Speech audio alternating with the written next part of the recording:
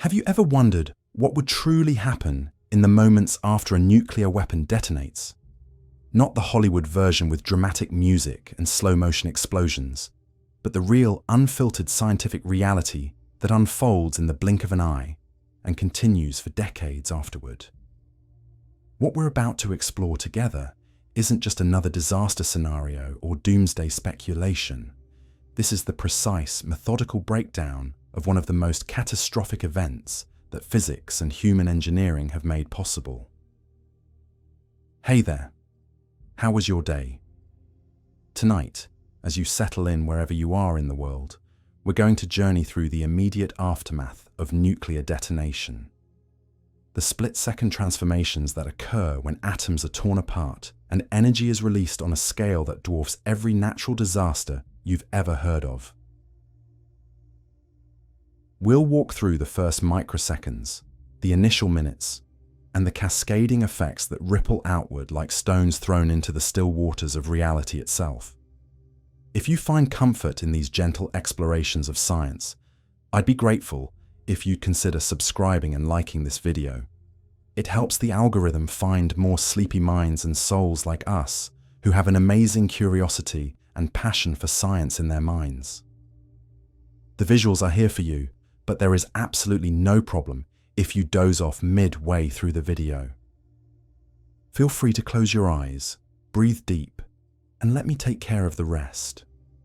Also, I'd love to know where you're listening from tonight. Feel free to comment your time and location below. It's always amazing to see when and where we're all watching from, or gently drifting off. If you're joining us from a quiet evening at home, perhaps with the gentle hum of everyday life around you, take a moment to appreciate that tranquility. Because what we're about to discuss represents the complete opposite of peace, the violent disruption of everything we consider normal and stable. Yet understanding these forces, these consequences, gives us a deeper appreciation for the delicate balance that keeps our world functioning. This isn't entertainment or sensationalism. This is science in its rawest form, the physics that governs our universe when pushed to its absolute extremes. Over the next 9 parts of this series, we'll explore every aspect of nuclear aftermath, from the initial flash that outshines the sun to the long-term environmental changes that persist for generations. We'll examine how matter behaves under unimaginable conditions, how energy propagates through different mediums, and how the very atmosphere responds to such violent disruption.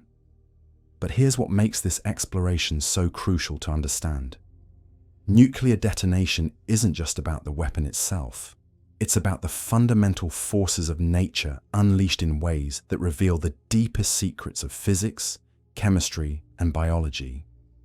When atoms split or fuse with such intensity, they create conditions that exist nowhere else on Earth naturally. The temperatures rival the core of stars, the pressures exceed anything found in the deepest ocean trenches, and the radiation levels transform the very building blocks of life itself. What we're going to discover together is that nuclear aftermath unfolds in distinct phases, each with its own timeline, its own unique characteristics, and its own set of consequences. The first phase happens faster than you can blink. The second phase occurs while you're still processing what you've seen. The third phase emerges as the immediate shock gives way to the broader physical realities. And the phases continue, each one revealing new layers of complexity in how our world responds to such extreme disruption. The immediate aftermath begins with something called the nuclear flash, a burst of electromagnetic radiation so intense it can cause permanent blindness from dozens of miles away. This isn't gradual like a sunrise or sudden like lightning. This is instantaneous, complete, and overwhelming. The temperature at the center of the detonation reaches 100 million degrees Celsius, several times hotter than the core of our sun. At these temperatures, everything we know about normal matter breaks down completely. But here's where the science becomes truly fascinating and terrifying. This initial flash is just the beginning. The energy released in those first microseconds sets in motion a cascade of physical phenomena that will continue for decades. The thermal pulse that follows the flash travels at the speed of light, carrying enough energy to ignite flammable materials across vast distances. Wood, paper, fabric, even human skin begins to combust spontaneously, not from flames, but from pure radiant energy. Within milliseconds, the thermal energy begins converting the surrounding air into plasma, a state of matter where electrons are stripped from atoms and everything becomes electrically charged. This plasma ball, glowing brighter than anything most people will ever see, begins expanding outward at speeds that defy comprehension. The temperatures within this expanding sphere are so extreme that they break down the molecular bonds of everything they encounter, reducing complex materials to their most basic atomic components. What happens next challenges our everyday understanding of how air behaves. The superheated plasma begins compressing the atmosphere around it, creating a shockwave that travels faster than sound itself.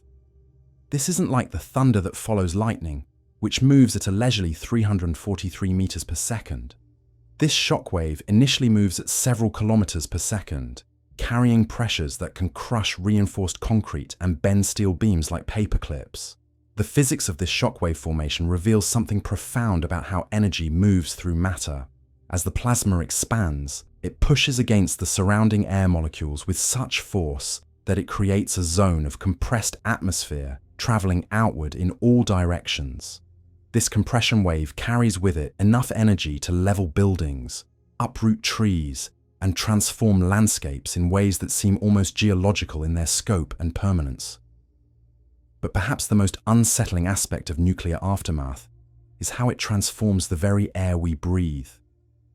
The intense radiation begins breaking down nitrogen and oxygen molecules, creating compounds that don't exist naturally in our atmosphere. Nitrogen dioxide forms in massive quantities, giving the air a brownish tint that can be seen from space. Ozone molecules break apart and reform in chaotic patterns, disrupting the delicate chemical balance that makes our atmosphere hospitable to life. The ground itself responds to nuclear detonation in ways that seem almost alive. The shockwave traveling through the Earth creates seismic disturbances that can be detected by instruments thousands of miles away. But more than just shaking the ground, the intense energy begins transforming the soil and rock at the epicenter. Sand melts and reforms into glass-like substances called trinitite. Metals vaporize and then condense into new alloy combinations that don't occur naturally anywhere on Earth. Water, that most essential element of life, undergoes its own dramatic transformation in the aftermath of nuclear detonation. The intense radiation breaks apart water molecules, separating hydrogen and oxygen atoms that have been bonded together for millennia. This radiolysis, as scientists call it, creates highly reactive compounds that can damage living tissue at the molecular level. Even water that seems clear and clean becomes a carrier of invisible destruction, its very chemical structure altered by the energies unleashed in those first moments. The electromagnetic pulse that accompanies nuclear detonation adds another layer of complexity to the immediate aftermath. This invisible wave of energy travels outward at the speed of light, carrying enough electrical potential to disable electronic devices across vast distances. Circuit boards fry instantly, power grids collapse, and communication systems fail simultaneously across entire regions. In our modern world, so dependent on electronic infrastructure, this electromagnetic aftermath can be as devastating as the physical destruction itself. What makes nuclear aftermath particularly challenging to understand is how all these phenomena occur simultaneously and interact with each other in complex ways. The thermal pulse, shockwave, radiation, and electromagnetic effects don't happen in sequence like chapters in a book. They unfold together, each one influencing and amplifying the others, in a cascade of cause and effect that continues long after the initial detonation. As we prepare to explore the deeper complexities of nuclear aftermath in the coming parts of this series, remember that we're not just studying destruction for its own sake. We're examining the fundamental forces that govern our universe when they're unleashed without restraint. Every aspect of nuclear aftermath reveals something profound about physics, chemistry, and biology operating under the most extreme conditions imaginable. The immediate aftermath we've explored tonight represents just the opening movement of a much longer symphony of consequences. In our next exploration, we'll dive deeper into how the shockwave propagates through different materials, how the fireball evolves during those crucial first seconds, and how the initial burst of radiation begins its invisible assault on living tissue. Each phase of nuclear aftermath builds upon the previous one, creating a complex web of cause and effect that scientists are still working to fully understand. So, rest well tonight, knowing that the peaceful world around you operates according to the same physical laws we've been discussing, but in perfect balance and harmony rather than violent disruption. Tomorrow, we'll continue our journey into the science of nuclear aftermath, exploring how matter and energy behave when pushed beyond every natural limit our planet has ever experienced. The shockwave we introduced in our previous exploration represents just the beginning of a complex physical phenomenon that unfolds with mathematical precision across multiple timescales. What happens in the seconds following that initial compression isn't simply more of the same destructive force, but rather a carefully orchestrated sequence of atmospheric physics that reveals the deepest secrets of how energy moves through matter. Picture this. You're standing in a perfectly calm room where the air pressure is exactly what your body expects, what your lungs are designed to handle, what every cell in your body has adapted to over millions of years of evolution. Now imagine that pressure suddenly multiplying by a factor of 10, then 50, then 100 times normal atmospheric pressure, all within the span of a single heartbeat. This is the reality of the shockwave's arrival, and it's just the opening act of a much longer performance. The shockwave doesn't travel like a gentle breeze or even like hurricane-force winds. It moves through the atmosphere like a solid wall of compressed air, carrying with it pressures that exceed anything found naturally on Earth's surface. To understand just how extreme these pressures become, consider that the deepest ocean trenches, where the weight of miles of water creates crushing conditions, generate pressures of about 1,000 times normal atmospheric pressure. The shock wave from a nuclear detonation can create pressures that are 10 times greater than those found in the deepest parts of our oceans. But here's where the physics becomes truly fascinating. This isn't just about raw pressure. The shock wave carries with it a phenomenon called dynamic pressure, which is fundamentally different from the static pressure you experience when diving deep underwater. Dynamic pressure comes from the movement of air itself, from billions of air molecules all moving in the same direction at tremendous speeds.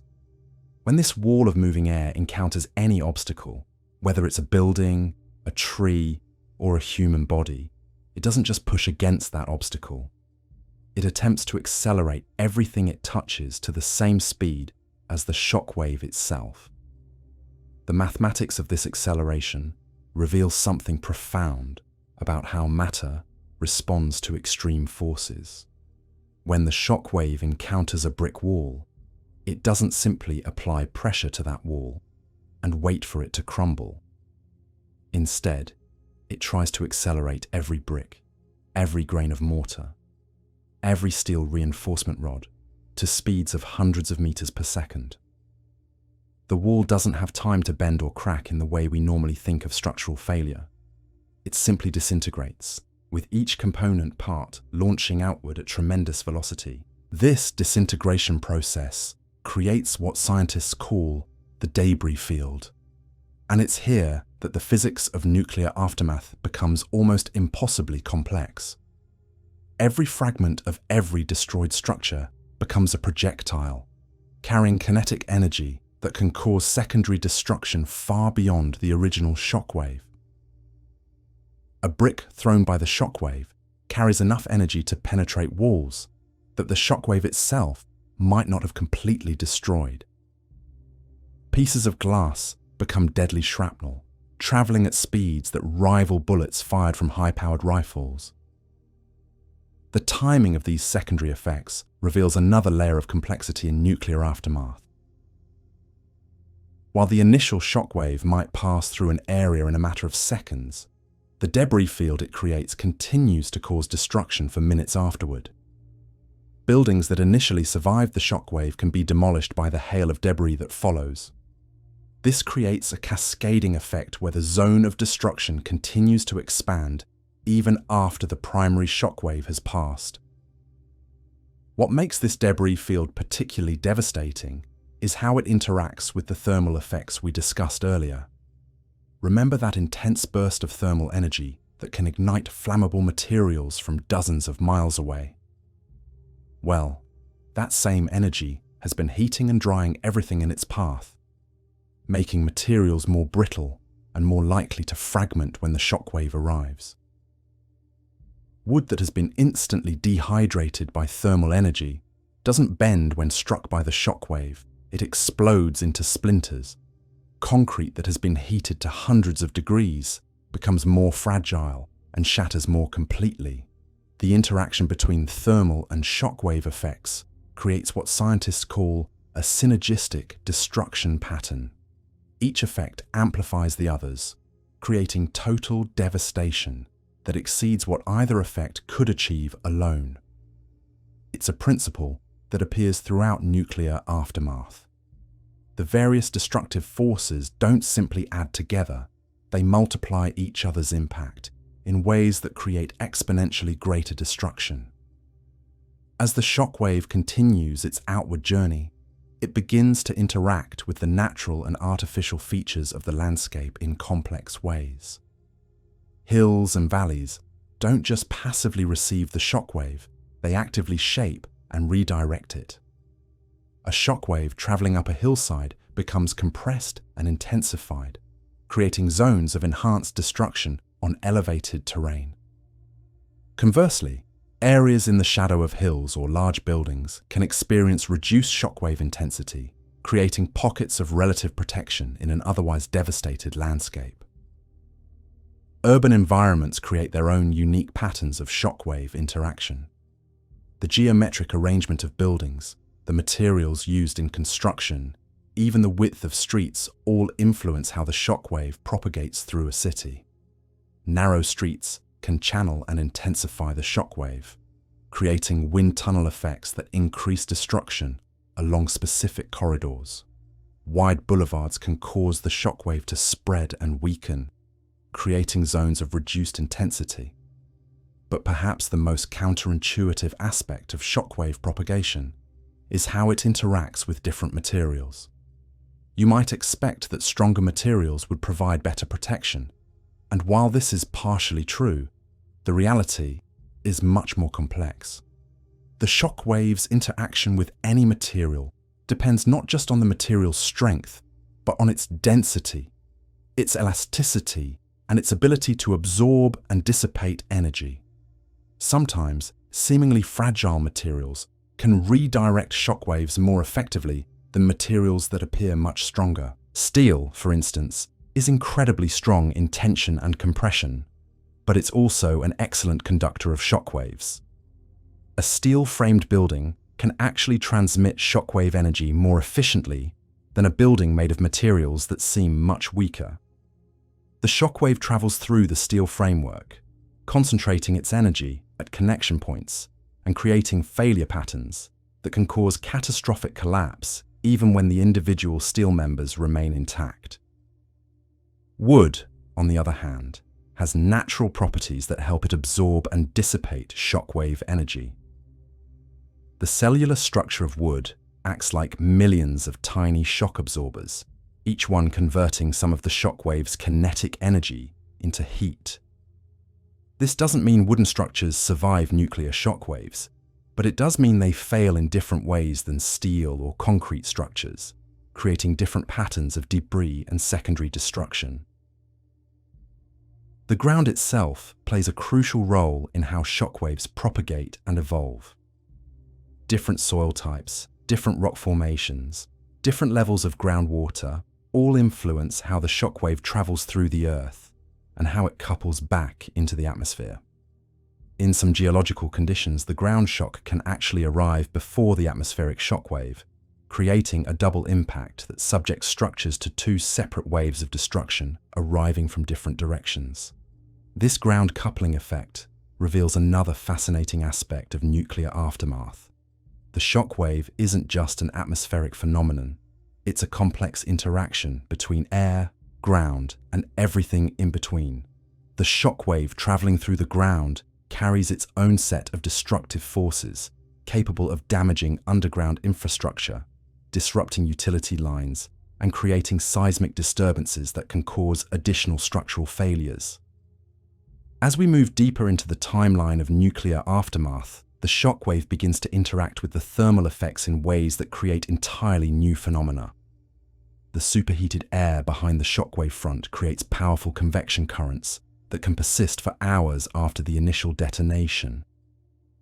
These thermal currents interact with the disturbed atmosphere to create wind patterns unlike anything seen in natural weather systems. The combination of shockwave disruption and thermal heating creates what meteorologists call a mesoscale weather system, a localized atmospheric disturbance that can generate its own winds, pressure variations, and even precipitation patterns. This isn't just academic curiosity. These artificial weather systems can transport radioactive materials across vast distances, spreading contamination far beyond the initial blast zone. What we're witnessing in these first crucial minutes after detonation is the atmosphere itself trying to restore equilibrium after being violently disrupted. The shockwave represents the atmosphere's attempt to dissipate the enormous energy input. But this process of energy dissipation creates secondary and tertiary effects that continue the destruction long after the initial blast. The precision with which these physical processes unfold reveals something profound about the universe we inhabit. Even in the midst of the most chaotic and destructive event humans can create, natural laws continue to operate with mathematical exactness. Every molecule of air, every fragment of debris, every quantum of energy follows predictable patterns governed by the same physics that describes falling leaves and flowing rivers. In our next exploration, we'll examine how these atmospheric disturbances give rise to the phenomenon that many consider the most visually striking aspect of nuclear detonation: the formation and evolution of the mushroom cloud. This isn't just a dramatic visual effect, but a complex fluid dynamics system that reveals how hot gases behave under extreme conditions and how the atmosphere responds to massive energy inputs.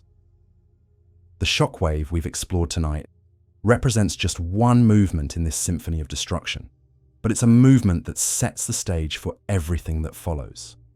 Understanding how energy moves through matter, how materials respond to extreme forces, and how natural systems attempt to restore balance gives us insight into the fundamental workings of our physical world. Rest well tonight, knowing that the same physical laws that create such devastation when unleashed without restraint also govern the gentle processes that sustain life on our planet. Tomorrow, we'll continue our journey into the science of nuclear aftermath, exploring how the violence of the first moments gives way to the complex atmospheric dynamics that shape the longer-term consequences of nuclear detonation. The thermal pulse that follows the initial shockwave represents one of the most misunderstood aspects of nuclear aftermath. Yet it's perhaps the most revealing when it comes to understanding how energy behaves when matter is pushed beyond every natural limit.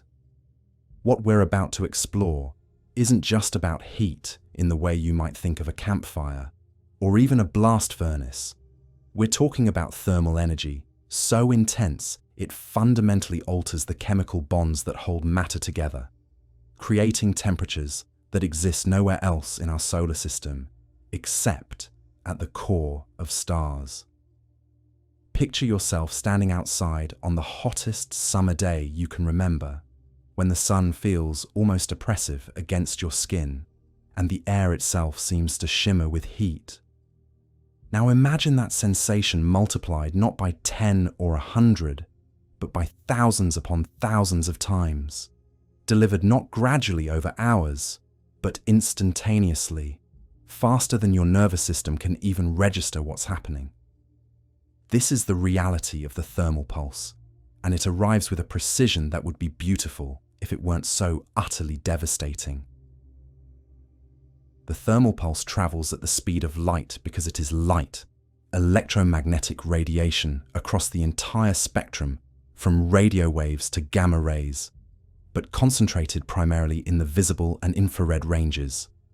This means it arrives at distant locations before the shock wave, before the sound, before any other effect of the detonation. One moment you're experiencing normal daylight, and the next moment you're bathed in radiant energy equivalent to standing on the surface of the sun. What makes this thermal pulse particularly fascinating from a physics perspective is how it interacts with different materials in ways that reveal the deepest secrets of molecular chemistry. Every material on Earth has what scientists call a specific heat capacity, which determines how much energy is required to raise its temperature by a given amount. Under normal circumstances, these specific heat capacities create predictable patterns of heating and cooling that govern everything from weather systems to cooking food. But the thermal pulse from nuclear detonation delivers so much energy so quickly that these normal relationships break down completely. Take water, for instance, that most essential compound that makes up the majority of every living thing on our planet. Under normal conditions, water has a remarkably high specific heat capacity, meaning it takes a lot of energy to heat it up, and it releases that energy slowly when cooling down. This property helps regulate Earth's climate and makes water an excellent coolant for everything from car engines to nuclear reactors. But when subjected to the thermal pulse from nuclear detonation, water doesn't just heat up gradually, it undergoes what's called explosive vaporization. The energy arrives so quickly that liquid water doesn't have time to form the steam bubbles that characterize normal boiling. Instead, the entire volume of water attempts to become vapor simultaneously, creating pressures that can exceed the strength of any container. This isn't just academic theory. This explosive vaporization of water in living tissue is one of the primary mechanisms by which thermal energy causes immediate biological damage. The water in human cells, in plant tissues, in any living organism, suddenly tries to occupy hundreds of times its original volume, essentially exploding at the cellular level. But here's where the physics becomes truly remarkable. Different materials respond to this thermal assault in ways that create distinct patterns of destruction, each one revealing something profound about the molecular structure of matter itself. Metals, with their crystalline structures and free-moving electrons, conduct thermal energy rapidly and efficiently. This means that metal objects don't just heat up on their surfaces, they heat up throughout their entire volume almost instantaneously. A steel beam exposed to the thermal pulse doesn't gradually weaken as you might expect. It suddenly loses its structural integrity as the metal reaches temperatures that disrupt the atomic bonds holding the crystal structure together. Wood presents an entirely different response pattern, one that illustrates the complex chemistry of organic compounds under extreme conditions. The cellulose fibers that give wood its strength begin breaking down at temperatures far below the melting point of metals, but they don't simply decompose. They undergo a process called pyrolysis, where complex organic molecules break apart into simpler compounds, many of which are highly flammable. This means that wood doesn't just catch fire when exposed to the thermal pulse.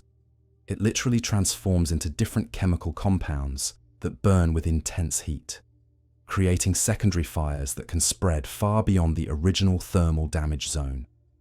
The interaction between thermal energy and atmospheric gases creates phenomena that seem almost magical until you understand the underlying chemistry. The intense heat begins breaking apart the molecular bonds in nitrogen and oxygen, the two gases that make up most of our atmosphere.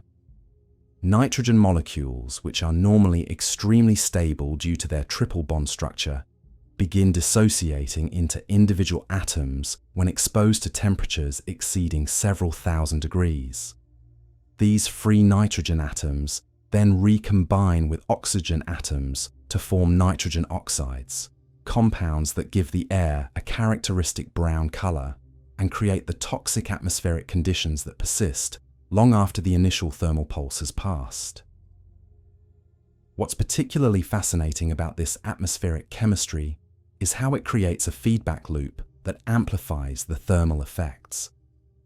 The nitrogen oxides formed by the thermal pulse are excellent absorbers of infrared radiation, which means they trap heat in the atmosphere around the detonation site. This creates a dome of superheated air that can persist for hours, continuing to deliver thermal energy to anything within its boundaries long after the initial pulse has ended.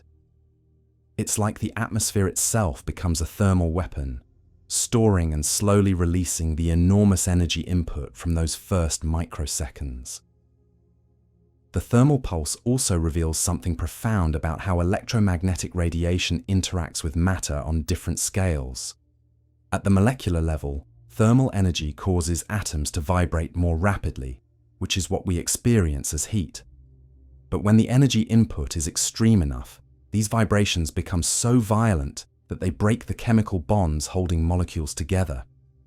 This isn't just heating, it's molecular disintegration on a massive scale, where complex compounds are reduced to their component atoms in fractions of a second. This molecular breakdown creates what scientists call a thermal decomposition cascade, where the products of one chemical reaction become the reactants for another, creating a chain reaction of chemical transformations that continues long after the initial energy input. A plastic object exposed to the thermal pulse doesn't just melt. It breaks down into hundreds of different chemical compounds, many of which are toxic or flammable, creating secondary hazards that can persist for days or weeks.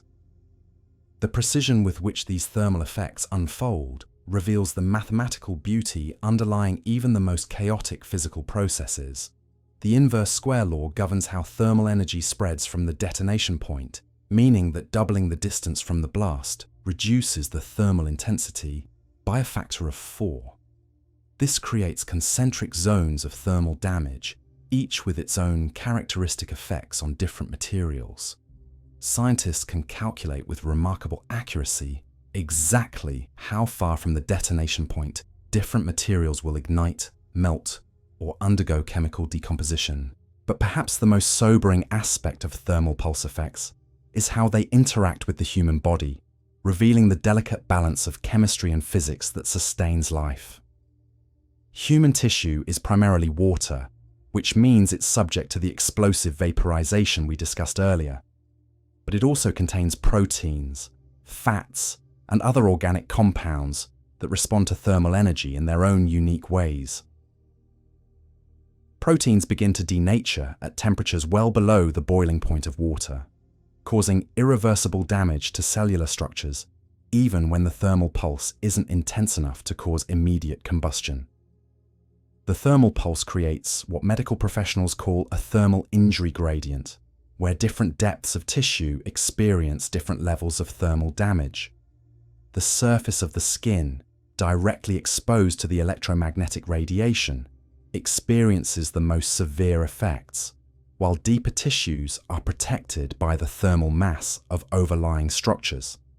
This creates complex patterns of injury that can take days or weeks to fully manifest, as damaged cells die and healthy cells attempt to repair the thermal damage. What makes thermal injuries particularly challenging to treat is how they interact with the body's natural healing mechanisms. The thermal pulse doesn't just damage individual cells, it damages the blood vessels that supply nutrients to tissues and the nerve endings that signal pain and coordinate healing responses. This creates zones of tissue that are injured but can't heal properly, leading to complications that can persist for months or years after the initial thermal exposure. The thermal pulse also creates atmospheric effects that extend far beyond the immediate blast zone. The superheated air rises rapidly, creating powerful convection currents that can transport thermal energy across vast distances. These thermal updrafts interact with cooler air masses to create localized weather systems that can spread the effects of the thermal pulse far beyond what the initial radiation could reach directly. Fires ignited by the thermal pulse can create their own weather patterns, generating winds that spread the flames and creating firestorms that can devastate areas many times larger than the original thermal damage zone. The interaction between thermal effects and existing weather patterns creates what meteorologists call a thermal perturbation, a disruption of normal atmospheric circulation that can affect weather systems across entire continents. The massive energy input from the thermal pulse can strengthen existing storm systems, alter precipitation patterns, and create atmospheric instabilities that persist for weeks after the initial detonation. It's as if the atmosphere itself becomes a carrier of the thermal destruction, spreading effects across distances that dwarf the original blast radius. As we move deeper into the timeline of nuclear aftermath, the thermal effects begin to interact with the shockwave phenomena we explored earlier in ways that create entirely new forms of destruction. The thermal pulse preheats materials before the shockwave arrives, making them more brittle and more likely to fragment completely. Conversely, the shockwave can expose fresh surfaces to thermal radiation that was previously blocked, creating secondary thermal effects that continue the destruction long after the initial pulse. This synergistic relationship between thermal and mechanical effects reveals something profound about how energy moves through complex systems. The thermal pulse and shockwave aren't separate phenomena that happen to occur at the same time. They're coupled aspects of a single energy release event, each one influencing and amplifying the others in ways that create total destruction, exceeding what either effect could achieve alone. The thermal pulse represents just one movement in this symphony of destruction, but it's a movement that reveals the fundamental relationships between energy, matter, and the electromagnetic forces that govern our universe.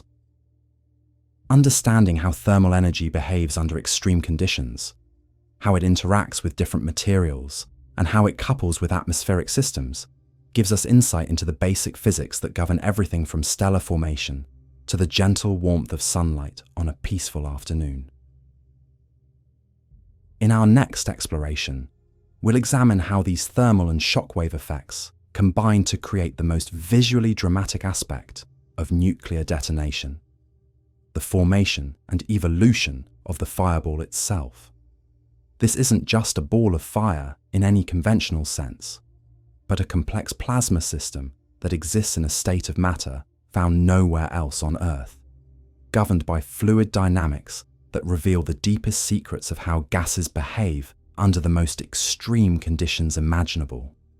The thermal pulse we've explored tonight represents the universe's most direct demonstration of how electromagnetic energy can transform matter, revealing the elegant mathematical relationships that govern even the most chaotic physical processes.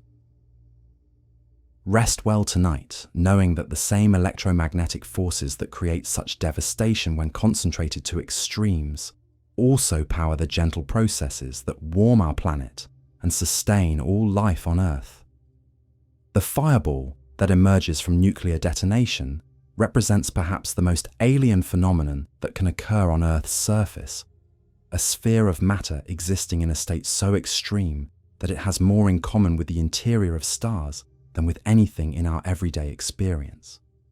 What we're about to explore together isn't just a very hot fire or even an explosion in any conventional sense, but rather a temporary recreation of stellar conditions, a brief moment when the physics of deep space manifests in our atmosphere with consequences that ripple outward through space and time. Picture this. In the first microseconds after detonation, before the shockwave has travelled more than a few meters, before the thermal pulse has ignited its first fires, a sphere of pure energy begins to form at the detonation point. This isn't matter as we normally understand it, with distinct atoms and molecules maintaining their chemical identities. This is plasma, the fourth state of matter, where electrons have been stripped from their atomic nuclei, and everything exists as a soup of charged particles moving at tremendous speeds. The temperature within this nascent fireball exceeds 100 million degrees Celsius, making it several times hotter than the core of our sun. At these temperatures, the normal rules of chemistry cease to apply entirely. Chemical bonds, those electromagnetic forces that hold atoms together in molecules, become meaningless when the thermal energy is so intense that it overwhelms any attractive force between particles. Even the atoms themselves begin to break down, with the kinetic energy of individual particles exceeding the binding energy that holds electrons in their orbital shells. What makes this fireball particularly fascinating from a physics perspective is how it challenges our understanding of how matter behaves under extreme conditions.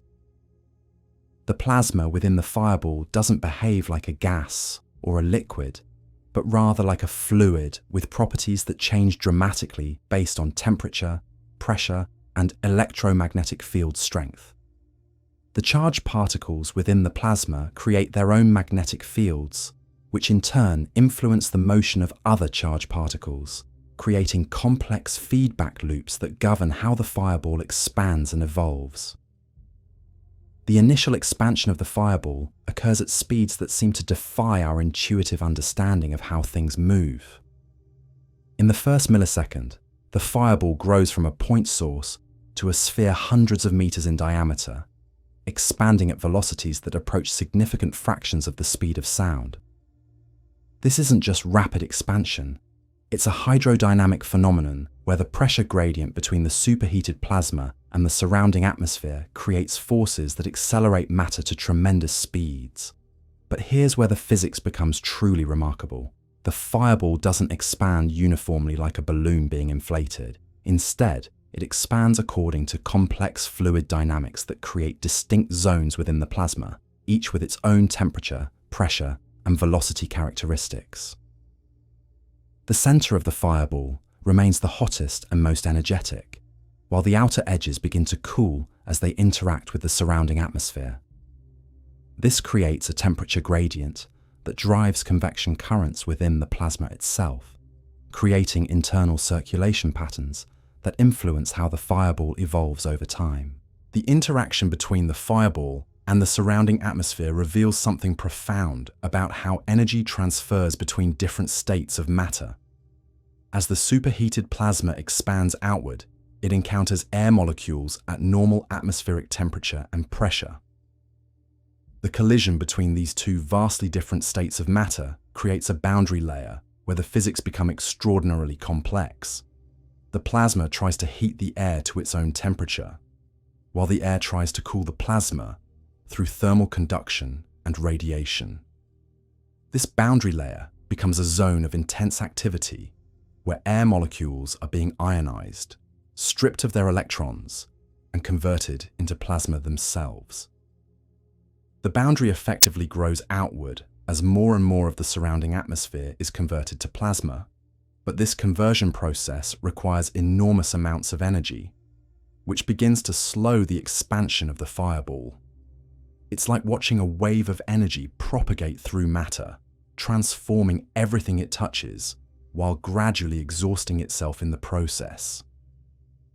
The electromagnetic properties of the plasma create effects that extend far beyond the visible fireball itself. The moving charged particles within the plasma generate powerful electromagnetic fields that interact with the Earth's magnetic field and with any conducting materials in the surrounding area. These electromagnetic effects can induce electrical currents in metal objects hundreds of meters away from the fireball, creating secondary heating effects that can ignite fires or damage electronic equipment, even when the thermal pulse itself might not be intense enough to cause such damage.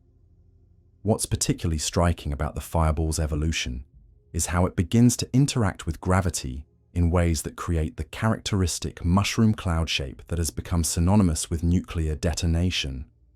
The superheated plasma is significantly less dense than the surrounding air, creating a powerful buoyancy force that drives the fireball upward.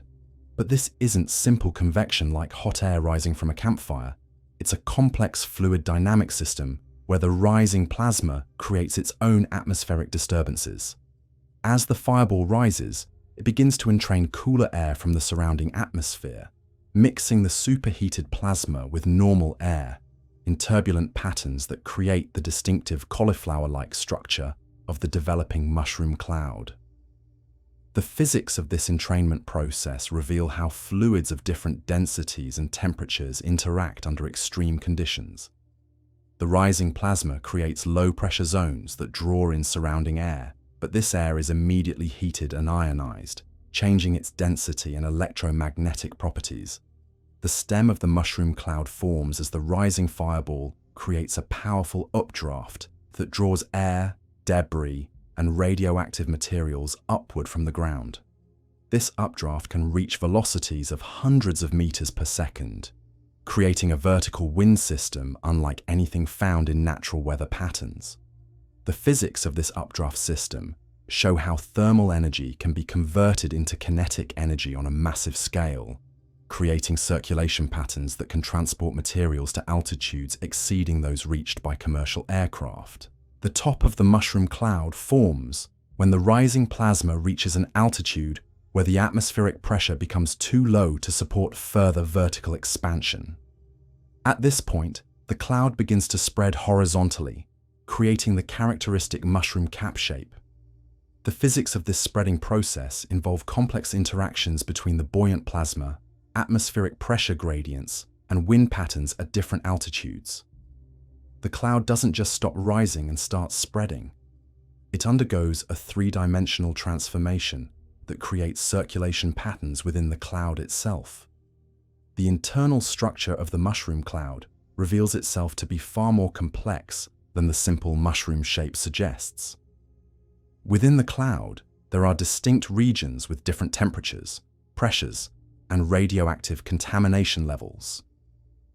The hottest material tends to remain in the center of the cloud, while cooler material circulates around the edges. This creates a toroidal or donut-shaped circulation pattern within the cloud, with material rising through the center and descending around the outside edges. The electromagnetic properties of the plasma within the fireball and mushroom cloud create effects that can persist for hours after the initial detonation. The ionized particles within the cloud can reflect radio waves, creating communication blackouts across vast areas.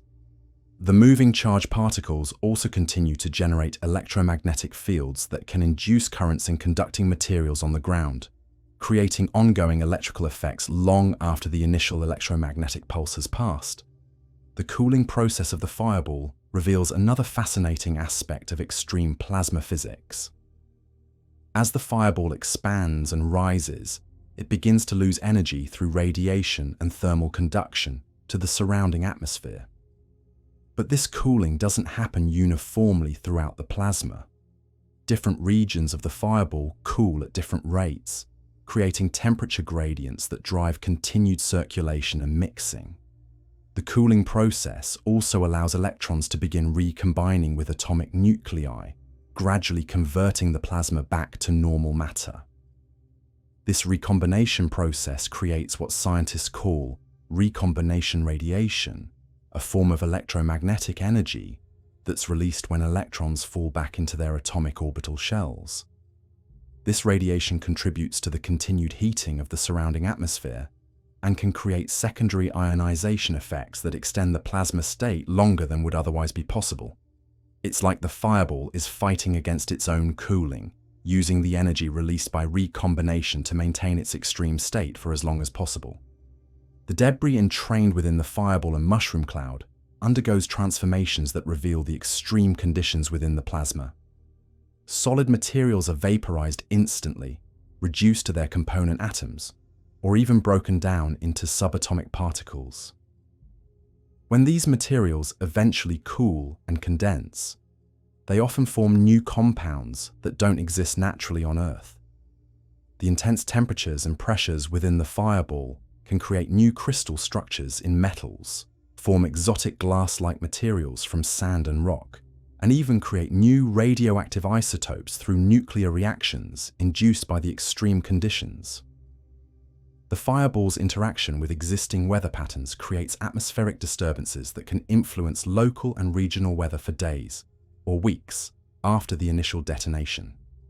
The massive energy input disrupts normal atmospheric circulation patterns, creating high and low pressure zones that can strengthen or weaken existing weather systems. The water vapor entrained in the mushroom cloud can seed cloud formation across vast areas, potentially triggering precipitation patterns that carry radioactive materials far from the original detonation site. What makes the fireball particularly significant in the broader context of nuclear aftermath is how it serves as the primary mechanism for lifting radioactive materials high into the atmosphere. The intense updraft within the mushroom cloud can carry radioactive particles to altitudes where they can be transported by high-altitude winds across continents.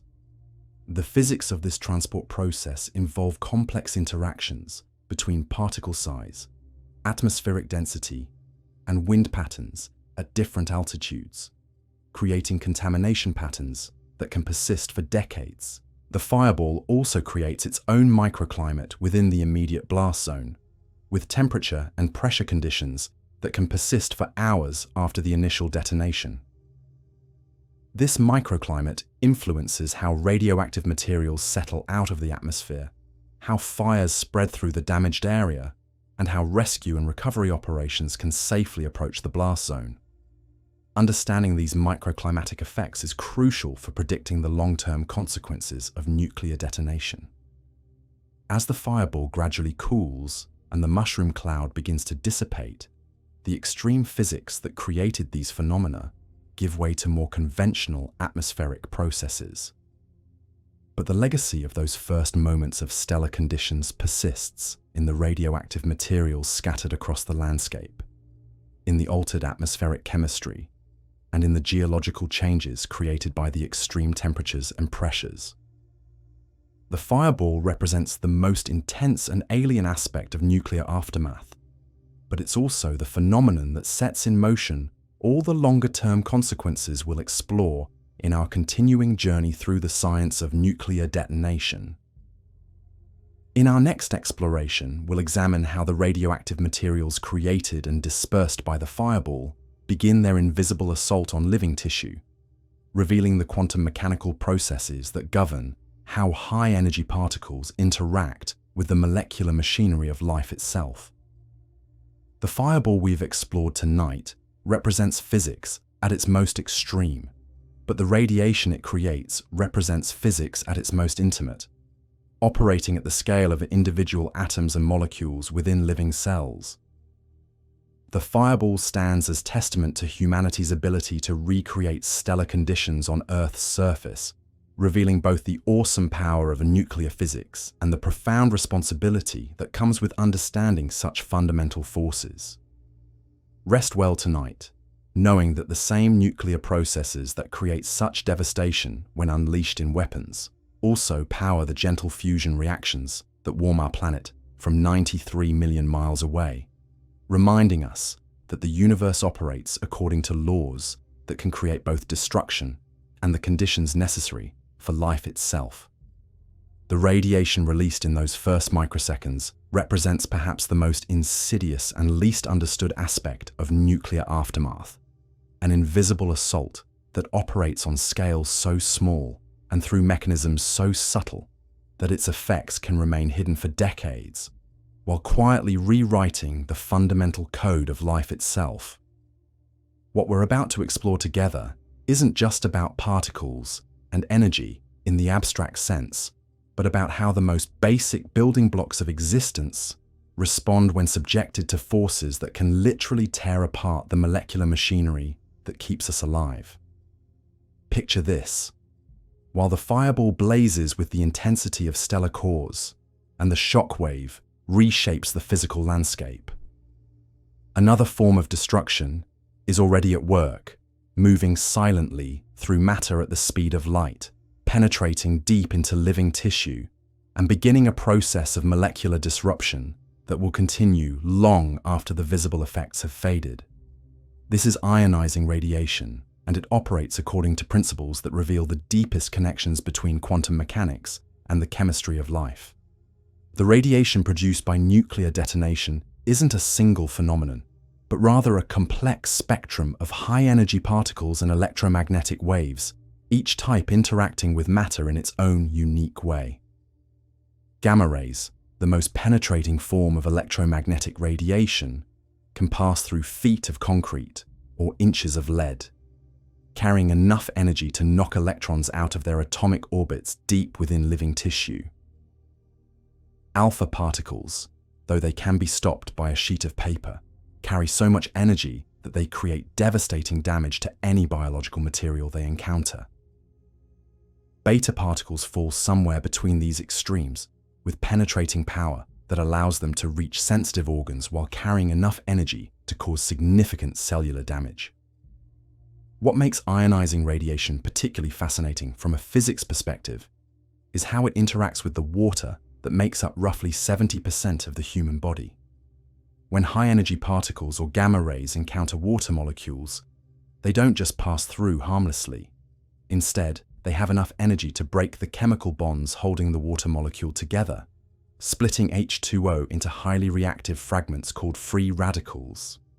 These free radicals, particularly the hydroxyl radical, become molecular saboteurs within living cells, attacking DNA, proteins, and cell membranes with indiscriminate violence. The formation of free radicals represents one of the most elegant examples of how quantum mechanical processes can have macroscopic biological consequences. The energy required to ionize a water molecule is precisely quantized, meaning that radiation must carry at least a specific minimum amount of energy to cause this molecular disruption. Below this threshold, radiation passes through tissue with minimal effect. Above this threshold, each photon or particle becomes a molecular bullet, capable of initiating cascade reactions that can damage thousands of molecules within a single cell. But here's where the physics becomes truly remarkable. The biological effects of radiation aren't simply proportional to the energy deposited in tissue. Instead, they depend on complex factors, including the type of radiation, the rate at which the energy is delivered, and the specific biological targets that are hit. A small amount of radiation delivered rapidly can cause more damage than a larger amount delivered slowly, because biological systems have sophisticated repair mechanisms that can fix damage if it occurs gradually enough. The interaction between radiation and DNA reveals perhaps the most profound aspect of how quantum mechanical processes can influence the macroscopic world. DNA, that elegant double helix that carries the genetic information for every living thing, is particularly vulnerable to radiation damage because of its chemical structure. The phosphate backbone of DNA contains atoms that are easily ionized, and when radiation strikes these atoms, it can cause breaks in the DNA strand that disrupt the genetic code. What's particularly insidious about DNA damage is how it can remain latent for years or even decades before manifesting as observable biological effects. A single high-energy particle can damage a gene that controls cell division, but the effects of that damage might not become apparent until the affected cell attempts to reproduce. This delayed manifestation of radiation damage creates a temporal disconnect between cause and effect that makes radiation exposure particularly difficult to study and understand. The repair mechanisms that cells use to fix radiation damage reveal the sophisticated molecular machinery that evolution has developed to cope with the natural background radiation that has always existed on Earth. Cells contain multiple enzyme systems specifically designed to recognize and repair different types of DNA damage, from simple base modifications to complex double-strand breaks. These repair systems work with remarkable efficiency under normal circumstances, but they can be overwhelmed when the rate of damage exceeds their capacity to make repairs. The dose-response relationship for radiation exposure illustrates one of the most important principles in radiation biology, the concept of threshold versus linear effects. For some types of radiation damage, there appears to be a threshold dose below which no observable effects occur, suggesting that repair mechanisms can completely compensate for low levels of damage. But for other types of damage, particularly genetic damage that can lead to cancer, the relationship appears to be linear with no threshold, meaning that even very small doses carry some risk. The distribution of radiation exposure throughout the body creates complex patterns of biological damage that depend on the type of radiation, the energy of the particles, and the specific tissues that are irradiated. Gamma rays, with their high penetrating power, tend to deliver relatively uniform doses throughout the body, while alpha particles, with their limited range, concentrate their energy in the first few millimeters of tissue they encounter. This creates different patterns of cellular damage that require different medical approaches for treatment. The temporal evolution of radiation effects reveals how biological systems respond to molecular damage over different time scales. Acute effects, such as radiation sickness, occur within hours or days of exposure and result from the immediate death of rapidly dividing cells in the bone marrow, digestive tract, and other critical organs. Chronic effects, such as cancer and genetic mutations, can take years or decades to develop and result from the accumulation of genetic damage in cells that survive the initial radiation exposure. The interaction between radiation and different cell types illustrates how biological vulnerability depends on cellular characteristics such as division rate, differentiation state, and metabolic activity. Rapidly dividing cells, such as those in the bone marrow, intestinal lining, and hair follicles, are particularly sensitive to radiation because they have less time to repair damage before attempting to divide. Highly differentiated cells, such as nerve and muscle cells, are generally more resistant to radiation because they divide slowly or not at all. The phenomenon of radiation hormesis, where very low doses of radiation appear to stimulate beneficial biological responses, represents one of the most controversial aspects of radiation biology. Some studies suggest that exposure to low levels of radiation can actually activate cellular repair mechanisms and immune responses in ways that improve overall health.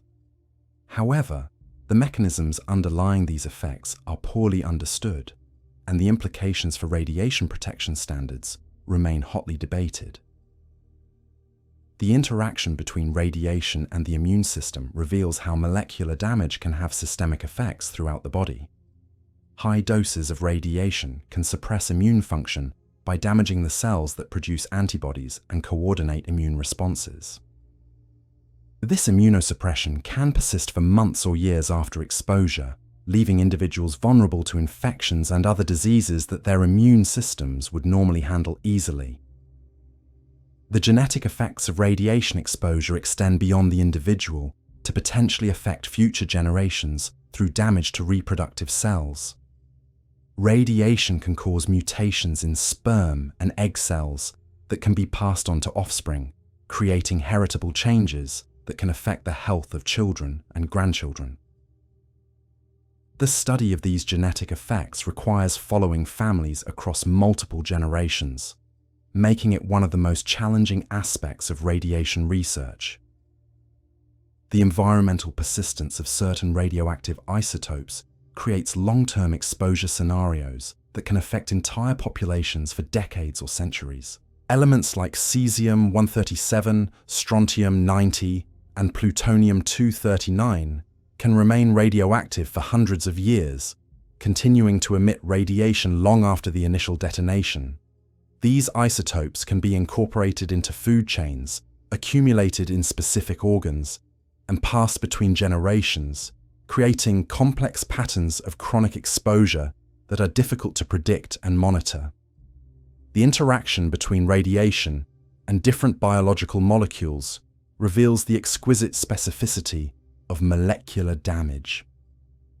Proteins, the workhorses of cellular metabolism, can be damaged by radiation in ways that alter their three-dimensional structure and destroy their biological function.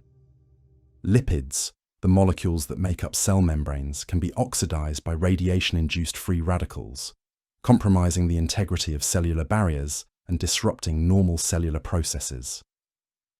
The phenomenon of bystander effects, where cells that are not directly hit by radiation still show signs of damage, illustrates how radiation effects can propagate through biological systems in unexpected ways. Cells that are directly irradiated can release chemical signals that cause damage in nearby cells, creating a cascade of effects that extends beyond the initial radiation track. This phenomenon suggests that the biological effects of radiation may be more complex and far-reaching than previously understood. The development of radiation countermeasures, drugs, and treatments that can protect against or mitigate radiation damage represents one of the most promising areas of current research. These countermeasures work through various mechanisms, including scavenging free radicals, enhancing DNA repair, and protecting critical cellular structures. Understanding how these protective mechanisms work reveals important insights into the fundamental processes of cellular damage and repair. The measurement and detection of radiation exposure present unique challenges because radiation itself is invisible and can only be detected through its effects on matter. Dosimetry, the science of measuring radiation exposure, requires sophisticated instruments and techniques to accurately quantify the energy deposited in biological tissue. The development of biological dosimeters, which use changes in biological molecules to estimate radiation exposure, represents an important advance in our ability to assess and respond to radiation accidents. The psychological and social effects of radiation exposure often exceed the direct biological effects, creating what researchers call the dread factor, associated with invisible threats that can cause delayed harm. The fear of radiation can have profound effects on individuals and communities, influencing behavior, mental health, and social cohesion in ways that can persist long after the actual radiation hazard has diminished. Understanding these psychological effects is crucial for developing effective emergency response and recovery strategies.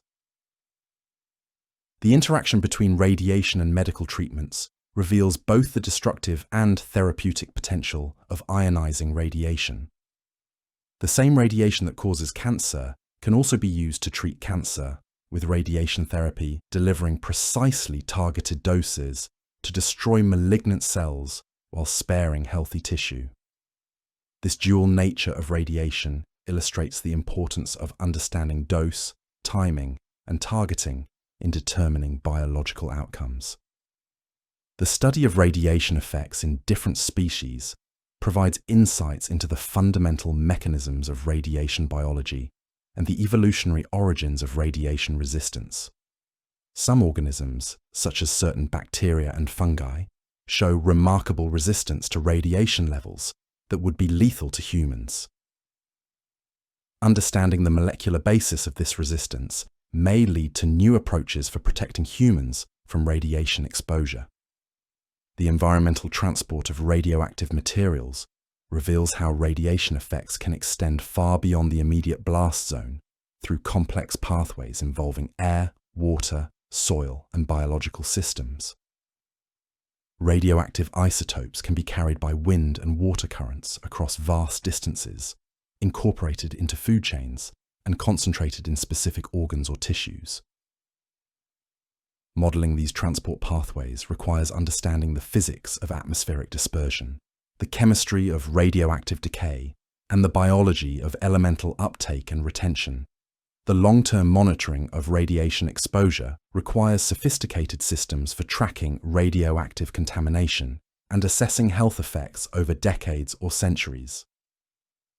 These monitoring systems must be sensitive enough to detect very low levels of radiation while being robust enough to function reliably over extended periods.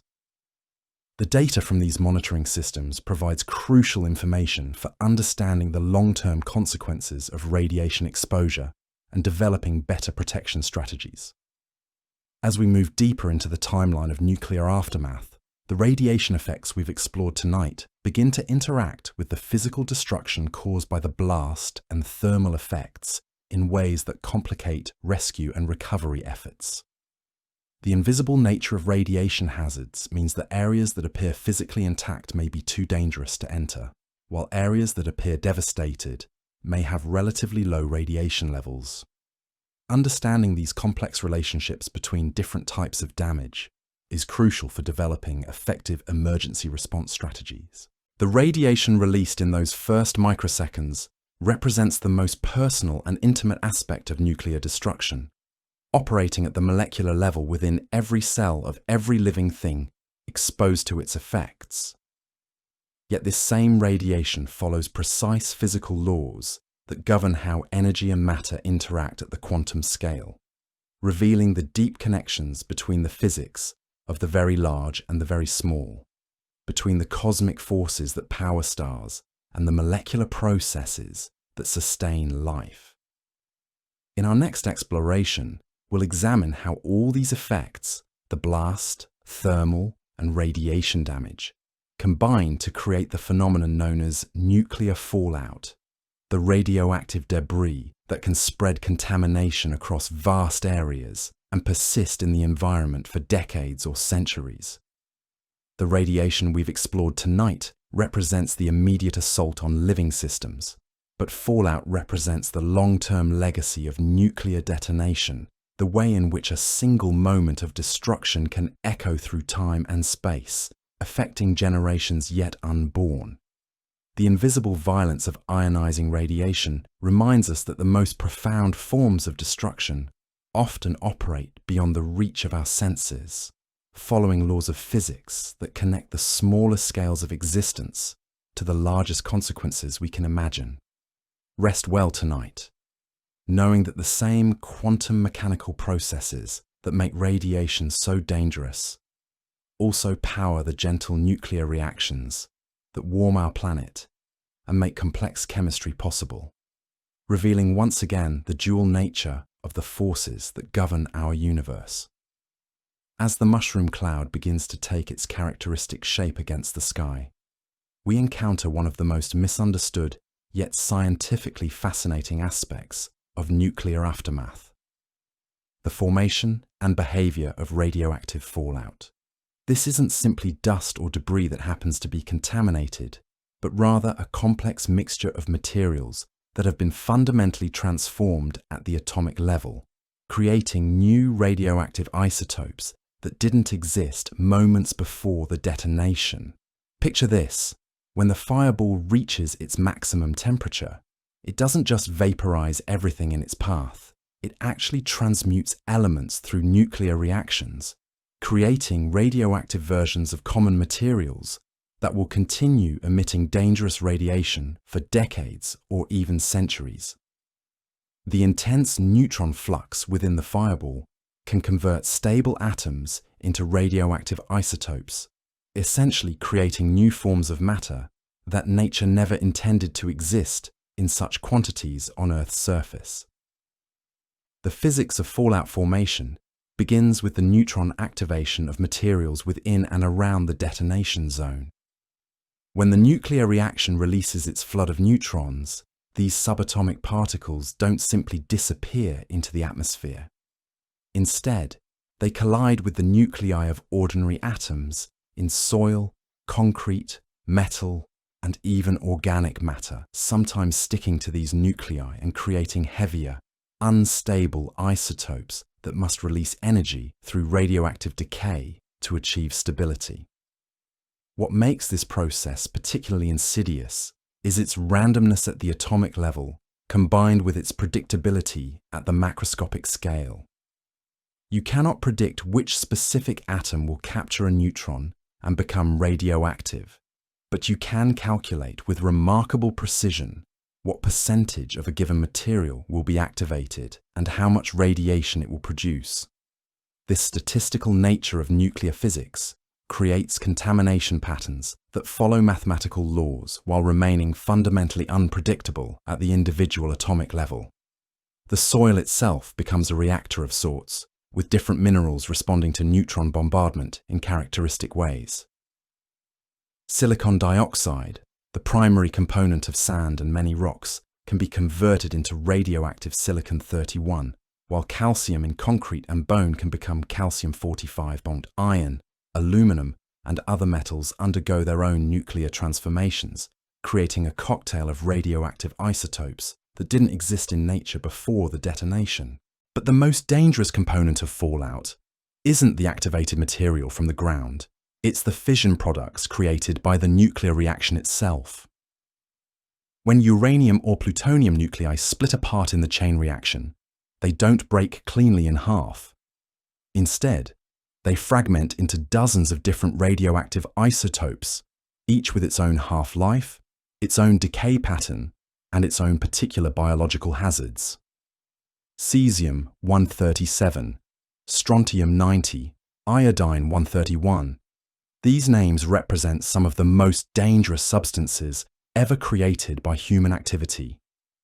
The behavior of these fission products reveals something profound about how matter responds to being literally torn apart at the nuclear level. Each isotope seeks stability through radioactive decay, but the path to stability can involve multiple steps, with each decay producing a different type of radiation and often creating a new radioactive isotope that must itself decay further. This creates decay chains that can persist for centuries, with the composition of fallout changing continuously as shorter-lived isotopes decay away and longer-lived isotopes become proportionally more significant. The physical properties of fallout particles determine how they behave in the environment and how dangerous they become to living organisms. The intense heat of the fireball initially vaporizes everything, creating a cloud of radioactive gas that begins to condense as it cools. This condensation process creates particles ranging from molecular clusters, barely larger than individual atoms, to chunks of debris several millimeters across. The size distribution of these particles follows complex physics that depends on temperature gradients, atmospheric conditions, and the chemical properties of the various radioactive species. The smallest particles, those in the submicron range, behave more like gases than solids, remaining suspended in the atmosphere for weeks or months and traveling thousands of miles before settling to the ground.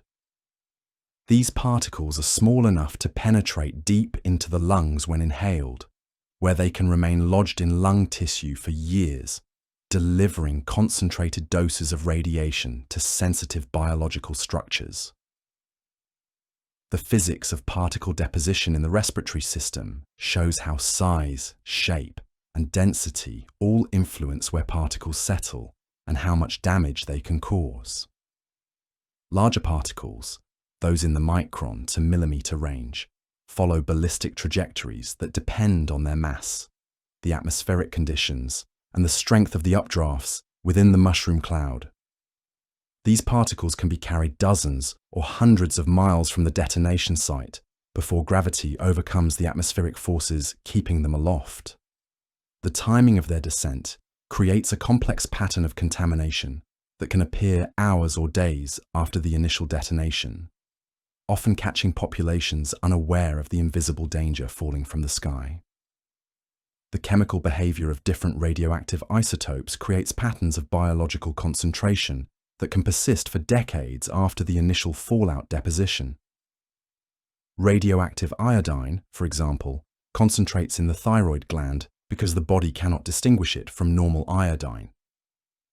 Radioactive cesium mimics potassium and becomes incorporated into muscle tissue throughout the body. Radioactive strontium behaves like calcium and becomes incorporated into bones and teeth, where it can continue irradiating sensitive bone marrow for years. The environmental mobility of fallout isotopes depends on their chemical properties and the characteristics of the soil and water systems they encounter.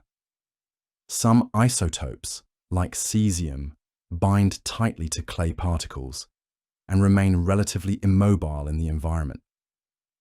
Others, like strontium, are more water-soluble and can migrate through groundwater systems, potentially contaminating water supplies far from the original deposition site. Understanding these migration patterns requires expertise in soil chemistry, hydrology, and nuclear physics simultaneously.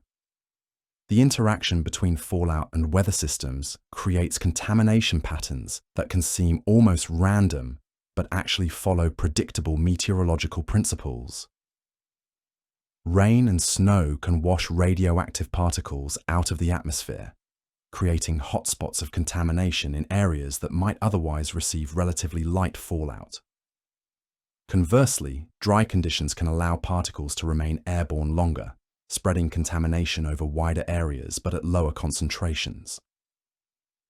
The seasonal timing of fallout deposition can dramatically influence its long-term environmental impact.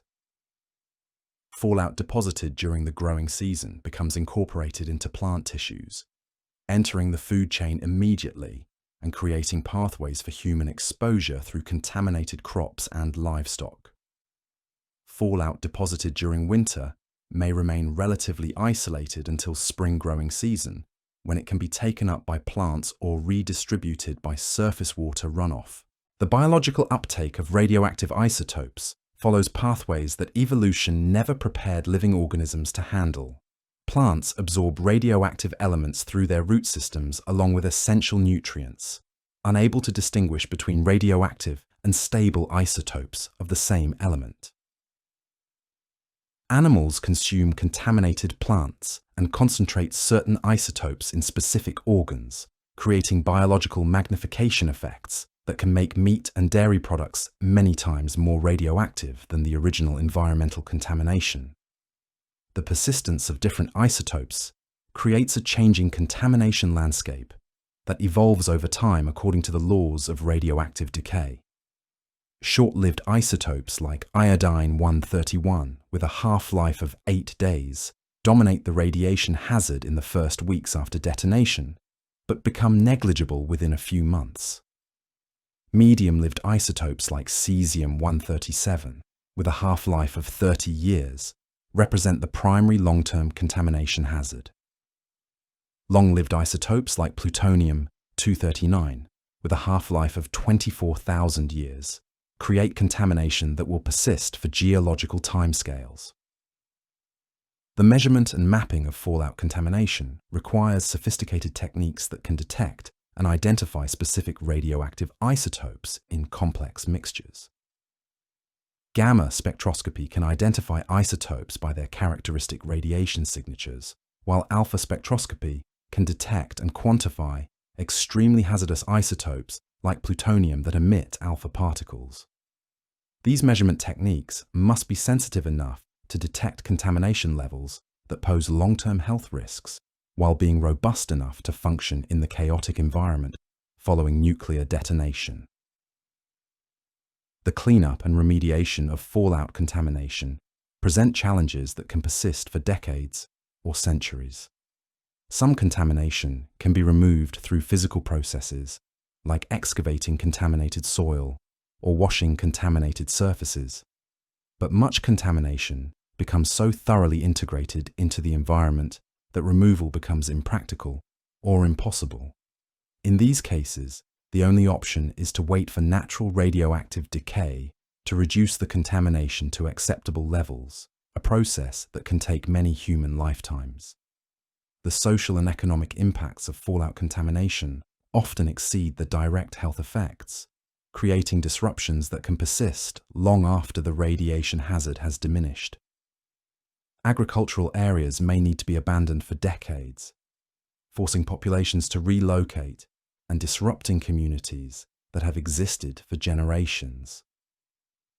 The stigma associated with radioactive contamination can make it difficult to market products from affected areas, even when radiation levels have decreased to safe levels. The psychological effects of invisible contamination create their own form of long-term damage that can affect entire populations. Unlike the immediate and visible destruction caused by blast and thermal effects, fallout contamination creates a persistent anxiety about invisible threats that can influence behavior and mental health for years or decades. The uncertainty about long-term health effects, combined with the inability to sense radiation directly, creates a form of psychological stress that can have measurable impacts on community health and social cohesion. The international implications of fallout contamination highlight how nuclear weapons effects can cross political boundaries and create diplomatic tensions between nations. Radioactive contamination doesn't respect borders, and fallout from a nuclear detonation can create health and environmental hazards in countries that had no involvement in the conflict.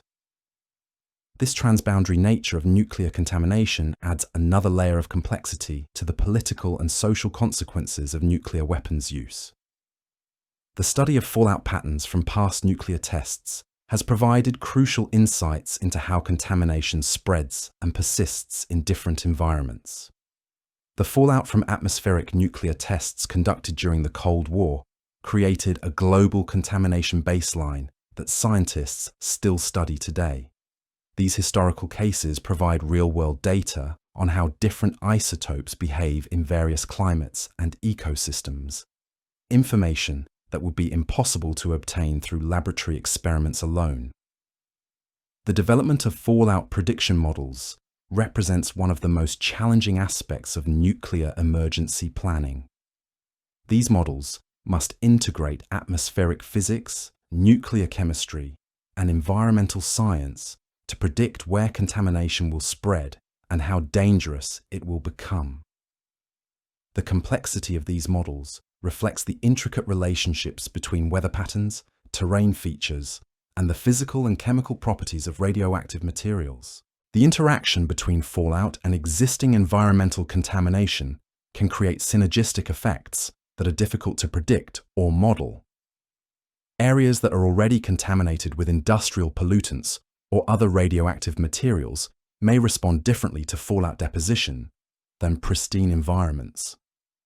Understanding these interactions requires expertise in environmental chemistry, toxicology, and risk assessment that goes far beyond traditional nuclear physics.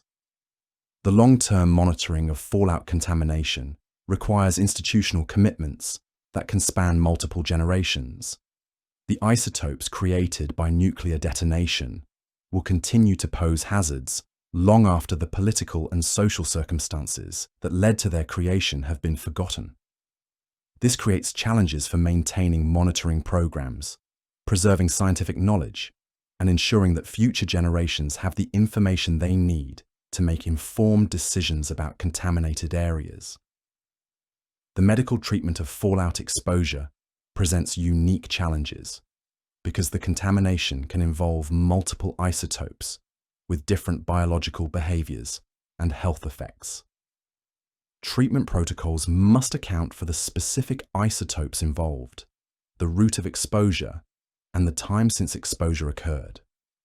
The development of effective treatments requires understanding not just the physics of radiation, but also the complex biochemistry of how radioactive materials interact with living systems.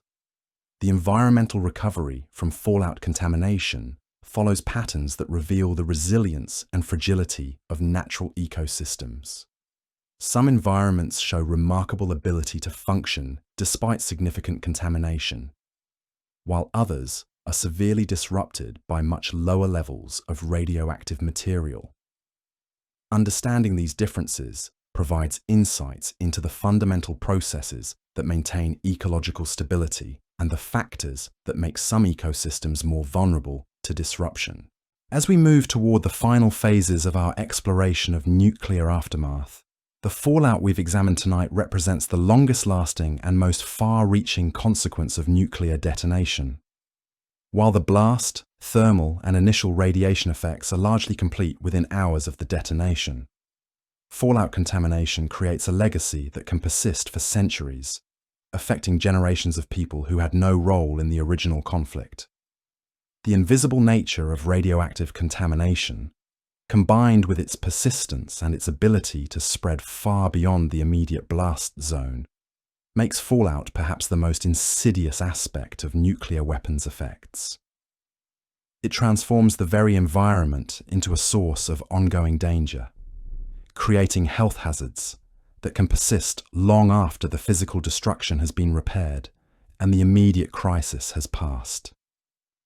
In our next exploration, we'll examine how all these effects combine to create the broader environmental and ecological consequences of nuclear detonation, revealing how the disruption of physical, chemical, and biological systems creates cascading effects that can alter entire ecosystems for decades or centuries. The fallout we've explored tonight represents the direct contamination of the environment, but the broader ecological consequences reveal how nuclear detonation can disrupt the delicate balance of natural systems in ways that extend far beyond the immediate contamination zone. The radioactive legacy of nuclear detonation stands as a reminder that some human actions create consequences that extend far beyond our ability to control or undo them. The atoms split in those first microseconds will continue their radioactive decay according to immutable physical laws, creating a permanent alteration of the environment that will outlast civilizations and challenge our descendants to deal with the consequences of decisions made in our time. Rest well tonight, knowing that the same nuclear processes that create such persistent contamination also power the gentle radioactive decay that warms Earth's interior and drives the geological processes that have shaped our planet for billions of years. The forces we've explored tonight represent physics at its most fundamental level, revealing once again how the same natural laws that sustain life can also create consequences that persist across geological timescales. The electromagnetic pulse that accompanies nuclear detonation represents one of the most underestimated, yet potentially catastrophic effects of nuclear weapons. A phenomenon that reveals how the splitting of atoms can create invisible waves of destruction that travel at the speed of light and can disable entire technological civilizations in the blink of an eye. What we're about to explore together isn't just another technical aspect of nuclear physics, but rather a demonstration of how the fundamental forces that govern electromagnetic fields can be weaponized in ways that transform our modern world's greatest strength into its most vulnerable weakness. Picture this. In the first microseconds after detonation, while the fireball is still forming and the shock wave hasn't yet traveled beyond the immediate blast zone, something extraordinary happens that most people never consider. The nuclear reaction doesn't just release energy in the form of heat and radiation. It creates a massive disturbance in the electromagnetic field that surrounds our planet, generating pulses of electrical energy so powerful they can reach across continents and penetrate deep into the most hardened electronic systems ever designed.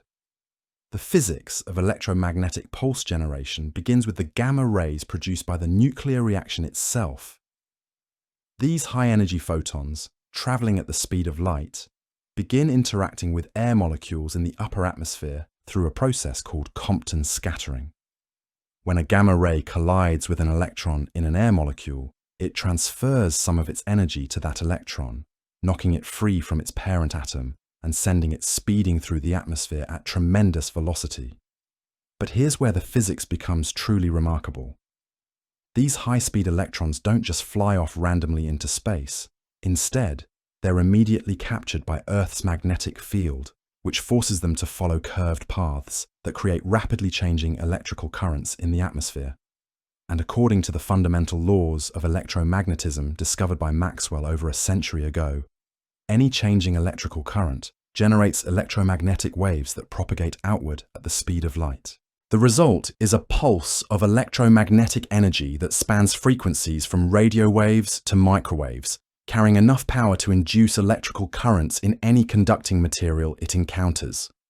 This isn't just a brief surge like lightning or a power grid fluctuation. It's a coordinated electromagnetic assault that can simultaneously affect every electronic device across an area the size of a continent, creating failures that cascade through interconnected systems in ways that seem almost impossible to comprehend. The altitude at which nuclear detonation occurs dramatically influences the characteristics and reach of the electromagnetic pulse. A weapon detonated at ground level creates a relatively localized electromagnetic effect, limited by the curvature of the Earth and the density of the lower atmosphere. But a weapon detonated at high altitude, perhaps 200 to 400 kilometers above the Earth's surface, can create electromagnetic effects that reach across entire continents, affecting electronic systems thousands of kilometers from the detonation point. The physics of high-altitude electromagnetic pulse generation reveals something profound about how our planet's magnetic field can amplify and redirect energy in unexpected ways. The Earth's magnetic field lines act like invisible highways that guide the movement of charged particles, and when billions of electrons are suddenly accelerated by gamma-ray interactions, they follow these magnetic field lines in coordinated patterns that create coherent electromagnetic radiation across vast areas. What makes this phenomenon particularly devastating in our modern world is how it exploits the fundamental vulnerabilities of semiconductor technology. The microprocessors that control everything from automobiles to power grids to communication systems operate using electrical signals measured in fractions of a volt. The electromagnetic pulse from a nuclear detonation can induce currents thousands of times stronger than these normal operating voltages, instantly destroying the delicate semiconductor junctions that make modern electronics possible. The damage isn't limited to obvious electronic devices like computers and radios. Modern automobiles contain dozens of microprocessors that control everything from engine management to anti-lock braking systems. A sufficiently powerful electromagnetic pulse can disable these systems simultaneously, transforming millions of vehicles into immobile sculptures of steel and plastic. The cascading effects of such widespread automotive failure would create transportation paralysis that could persist for weeks or months while replacement components are manufactured and installed. The electrical power grid represents perhaps the most critical vulnerability to electromagnetic pulse effects. Modern power grids rely on sophisticated electronic control systems that monitor electricity demand, route power through transmission lines, and coordinate the operation of generating stations across vast networks.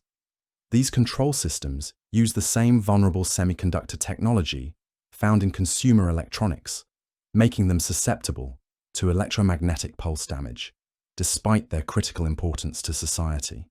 But the vulnerability extends beyond the control systems to the physical infrastructure of the power grid itself. The electromagnetic pulse can induce currents in power lines that exceed the capacity of transformers and other electrical equipment, causing physical damage that can take months or years to repair. Large power transformers, the massive devices that step electrical voltages up and down for efficient transmission, are particularly vulnerable because they cannot be quickly replaced and are manufactured by only a few facilities worldwide. The telecommunications infrastructure that connects our modern world faces similar vulnerabilities to electromagnetic pulse effects. Cell phone towers, internet routers, and satellite communication systems all depend on electronic components that can be damaged or destroyed by electromagnetic pulses. The failure of these communication systems would create information isolation that could prevent coordination of emergency response efforts and leave populations unable to access critical information during the crisis. The financial system, increasingly dependent on electronic transactions and digital record keeping, represents another critical vulnerability. The computers that process credit card transactions, maintain bank account records, and execute stock trades could be disabled by electromagnetic pulse effects, creating economic disruption that could persist long after the physical infrastructure is repaired. The psychological impact of losing access to financial resources could create panic and social disruption that amplifies the other effects of nuclear detonation. The interaction between electromagnetic pulse effects and existing electronic systems reveals the hidden dependencies that characterize modern technological civilization. Systems that appear independent and robust often rely on electronic components or communication links that can be disrupted by electromagnetic pulses. A hospital's emergency generators might survive the pulse, but the electronic fuel injection systems that control the generators might fail, leaving critical medical equipment without power. The timing characteristics of electromagnetic pulse effects create unique challenges for protection and recovery efforts. The pulse arrives at the speed of light, giving no warning time for protective measures. Electronic systems that are turned off at the time of the pulse might survive, while identical systems that are operating might be destroyed. This creates random patterns of damage that can make it difficult to predict which systems will remain functional after an electromagnetic pulse event. The frequency spectrum of electromagnetic pulse energy reveals why protection is so challenging. The pulse contains energy across a wide range of frequencies, from long radio waves to short microwaves, each frequency interacting with electronic systems in different ways. A protective measure that works well for one frequency might be ineffective for another, requiring comprehensive shielding approaches that can be expensive and difficult to implement across entire infrastructures. The geographic extent of electromagnetic pulse effects depends on complex interactions between the nuclear weapon's characteristics, the detonation altitude, and the local magnetic field conditions. Computer models can predict the general area of effect, but the actual damage patterns can vary significantly based on factors like atmospheric conditions, terrain features, and the specific electronic systems present in the affected area. The recovery from electromagnetic pulse damage presents unique challenges because the damage can be so widespread and comprehensive. Unlike other forms of disaster damage that might affect specific geographic areas or particular types of infrastructure, electromagnetic pulse effects can simultaneously damage electronic systems across entire continents.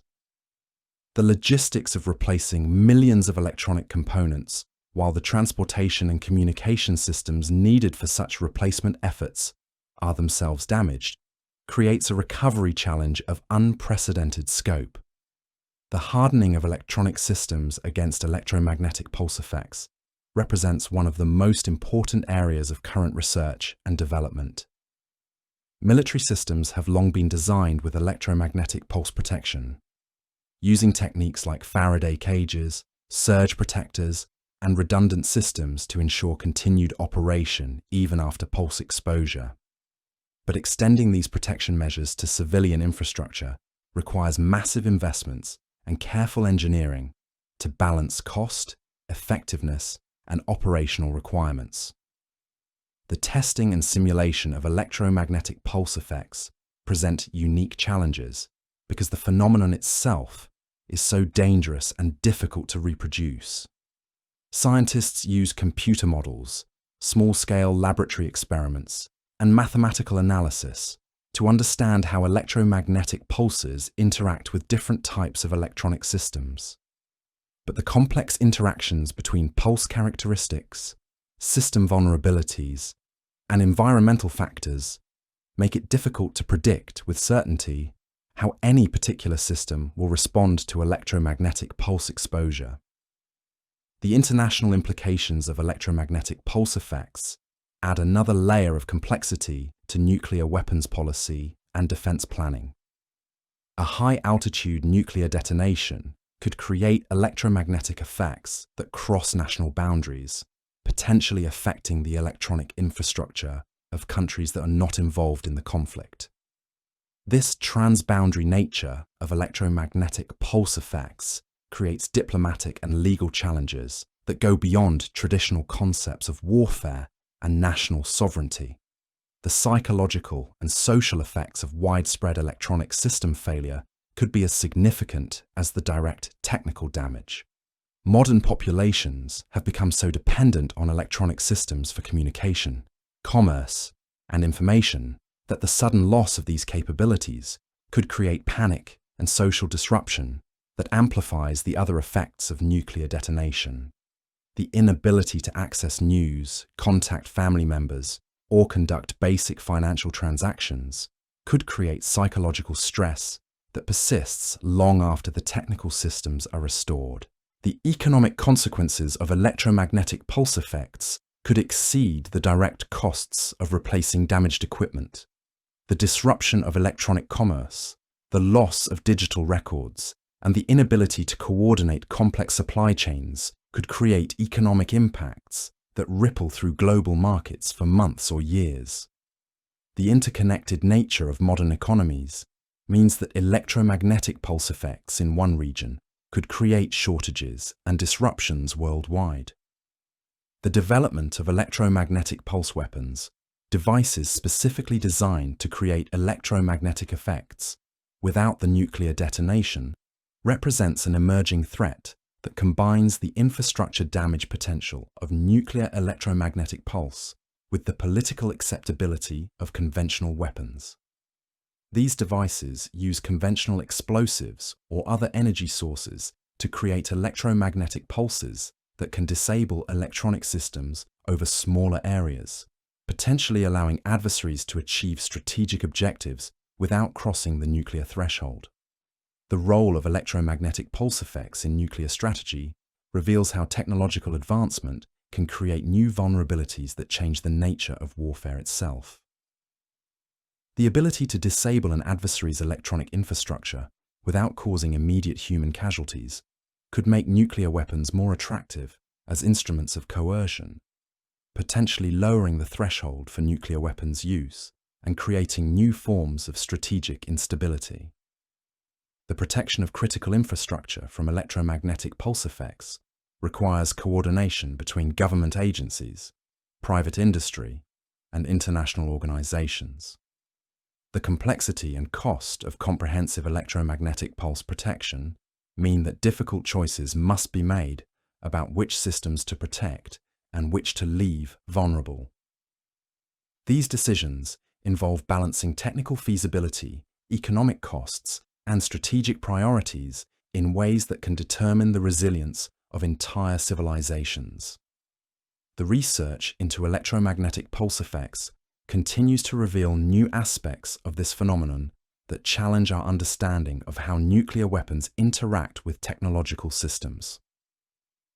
As electronic systems become more sophisticated and more pervasive, they often become more vulnerable to electromagnetic pulse effects, creating a paradox where technological advancement increases rather than decreases vulnerability to nuclear weapons effects.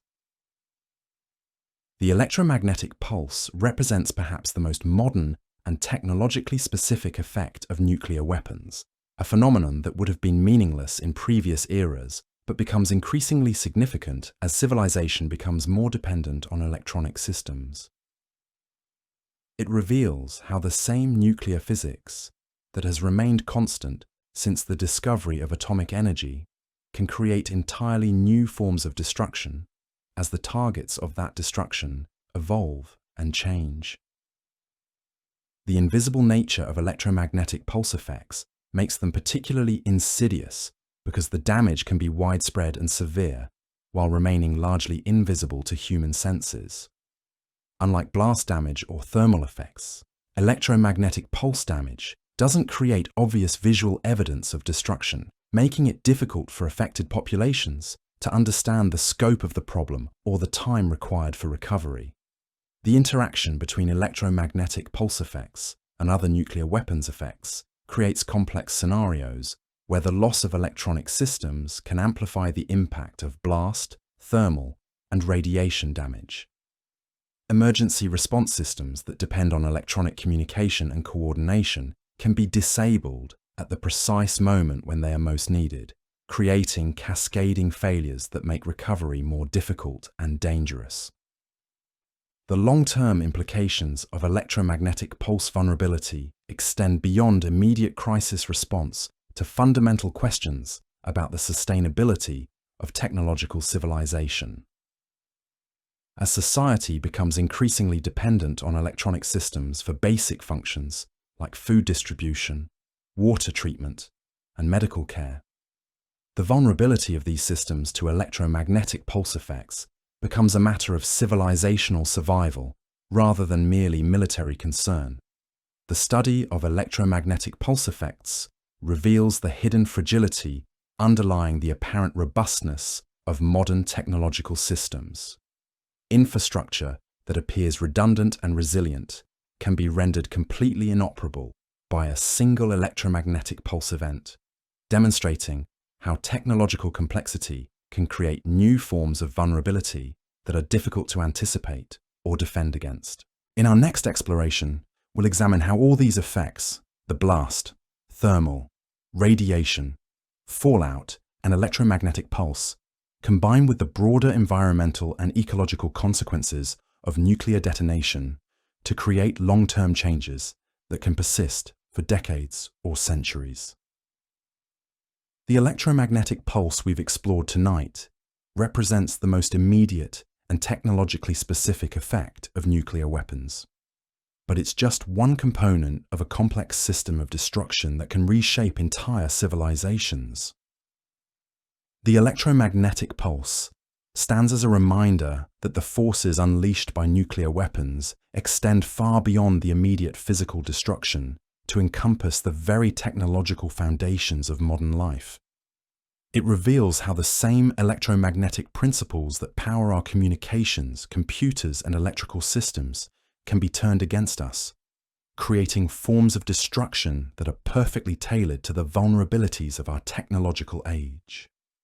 Rest well tonight, knowing that the same electromagnetic forces that can create such devastating pulses also power the gentle radio waves that carry music across the airwaves, the light that illuminates our homes, and the magnetic fields that protect our planet from cosmic radiation. The phenomenon we've explored tonight represents physics at its most fundamental level, revealing once again how the same natural laws that sustain our technological civilization can also be harnessed to destroy it. As we approach the final movement of our exploration into nuclear aftermath, we encounter perhaps the most sobering and enduring consequence of atomic destruction: the long-term environmental and ecological devastation that transforms entire regions into alien landscapes where the normal rules of life no longer apply. What we're about to examine together isn't just another aspect of nuclear physics, but rather the complete unraveling of the delicate web of relationships that sustain complex ecosystems, creating changes so profound they can persist for centuries and reshape the very foundations of biological existence. Picture this: months after the initial detonation, when the debris has settled and the immediate fires have burned themselves out, when the rescue teams have departed and the news cameras have moved on to other stories, the real work of nuclear destruction continues in silence. The contaminated soil begins its slow process of biological poisoning. The altered atmospheric chemistry starts disrupting weather patterns across entire continents, and the radioactive isotopes embedded in every living thing begin their patient work of genetic sabotage that will echo through generations of plants and animals yet to be born. The transformation of soil from life-giving earth into a toxic wasteland reveals something profound about how nuclear contamination operates at the most fundamental level of terrestrial existence. Soil isn't just dirt, it's a living ecosystem containing billions of microorganisms, fungi, bacteria, and countless tiny creatures that form the foundation of all terrestrial life. When radioactive fallout settles into this microscopic world, it doesn't simply contaminate the soil, it fundamentally alters the biological processes that have sustained life on land for hundreds of millions of years. The microorganisms that normally decompose organic matter and cycle nutrients through the ecosystem begin dying from radiation exposure, disrupting the chemical processes that convert dead plant material into nutrients for new growth. The symbiotic relationships between plant roots and beneficial fungi break down as radiation damages the cellular machinery that makes these partnerships possible. The result is soil that may look normal on the surface, but has lost its ability to sustain healthy plant growth, creating a biological desert that can persist for decades. But the effects extend far beyond the soil itself into the complex web of relationships that define ecological communities. Plants that do manage to survive in contaminated soil often show genetic mutations that alter their growth patterns, reproductive success, and chemical composition. These changes ripple upward through the food chain as herbivores consume mutated plants, predators consume contaminated herbivores, and decomposers process the radioactive remains of dead organisms throughout the ecosystem. The atmospheric effects of nuclear detonation create their own form of ecological disruption that can influence weather patterns and climate systems across vast distances. The massive energy release disrupts normal atmospheric circulation, creating pressure waves that can strengthen or weaken existing weather systems thousands of miles from the detonation site. The particulate matter injected into the upper atmosphere can alter precipitation patterns, creating droughts in some regions and floods in others, disrupting agricultural systems and natural ecosystems across entire continents. The phenomenon, known as nuclear winter, represents perhaps the most catastrophic potential ecological consequence of nuclear warfare. The smoke and debris from massive fires ignited by nuclear detonations can rise into the stratosphere, where it spreads globally and blocks sunlight from reaching Earth's surface.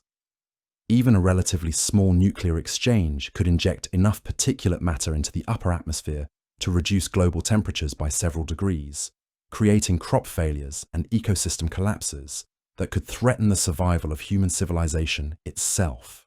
The marine environment faces its own unique set of challenges from nuclear contamination. As radioactive materials enter ocean systems through direct deposition, river runoff, and atmospheric transport, the ocean's vast volume might seem to offer unlimited dilution of radioactive materials, but the complex circulation patterns of ocean currents can concentrate contamination in specific regions, creating hotspots of radioactivity that persist for decades. The biological concentration of radioactive isotopes in marine food chains can create contamination levels in top predators that are thousands of times higher than the surrounding seawater. The disruption of marine ecosystems reveals the interconnected nature of global biological systems in ways that challenge our understanding of ecological boundaries. Radioactive contamination in ocean waters can affect fish populations that migrate across entire ocean basins, spreading contamination to regions far from the original source. Marine mammals that feed on contaminated fish can accumulate radioactive isotopes in their tissues, creating health problems that affect reproduction and survival rates for generations. The genetic effects of radiation exposure create evolutionary pressures that can reshape entire populations of organisms over relatively short timescales. While individual organisms may die from acute radiation exposure, populations can sometimes adapt through natural selection for radiation resistance. However, this adaptation comes at a cost, as resources that would normally be invested in growth, reproduction, and other life functions must be diverted to repairing radiation damage and maintaining cellular integrity under constant assault.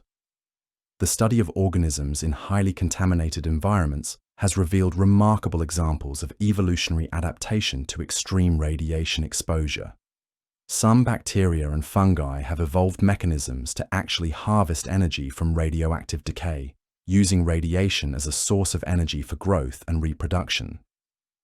These organisms represent entirely new forms of life that exist nowhere else on Earth, demonstrating how nuclear contamination can create novel ecological niches and evolutionary pathways. The forest ecosystems surrounding nuclear accident sites provide natural laboratories for studying long-term ecological effects of radiation exposure.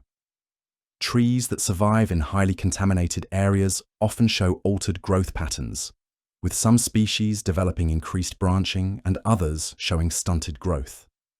The changes in forest structure create cascading effects throughout the ecosystem, as altered tree canopies change light penetration patterns, soil moisture levels, and habitat availability for other organisms. The recovery of contaminated ecosystems follows patterns that reveal the resilience and fragility of natural systems under extreme stress. Some ecosystems show remarkable ability to function despite significant contamination, with certain species thriving in the absence of human activity, even as radiation levels remain dangerously high. Other ecosystems collapse completely, creating biological deserts that show little sign of recovery, even decades after the initial contamination. The role of keystone species in contaminated ecosystems illustrates how the loss of critical organisms can trigger cascading ecological collapses.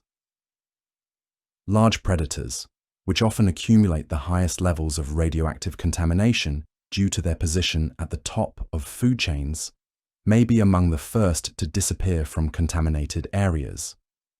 Their absence can lead to population explosions of herbivores, which in turn can cause overgrazing and habitat degradation that affects the entire ecosystem. The seasonal patterns of contamination transport reveal how natural cycles can spread radioactive materials far beyond the original contamination zone. Spring snowmelt can carry contaminated runoff into river systems, while autumn leaf fall can concentrate radioactive materials in specific areas. These seasonal patterns create temporal variations in contamination levels that can affect the timing of biological processes like reproduction and migration. The interaction between climate change and nuclear contamination creates additional stresses on already compromised ecosystems. Rising temperatures can increase the metabolic rates of organisms, making them more susceptible to radiation damage. Changes in precipitation patterns can alter the transport and concentration of radioactive materials in the environment. These interactions create complex feedback loops that can amplify the ecological impacts of both climate change and nuclear contamination.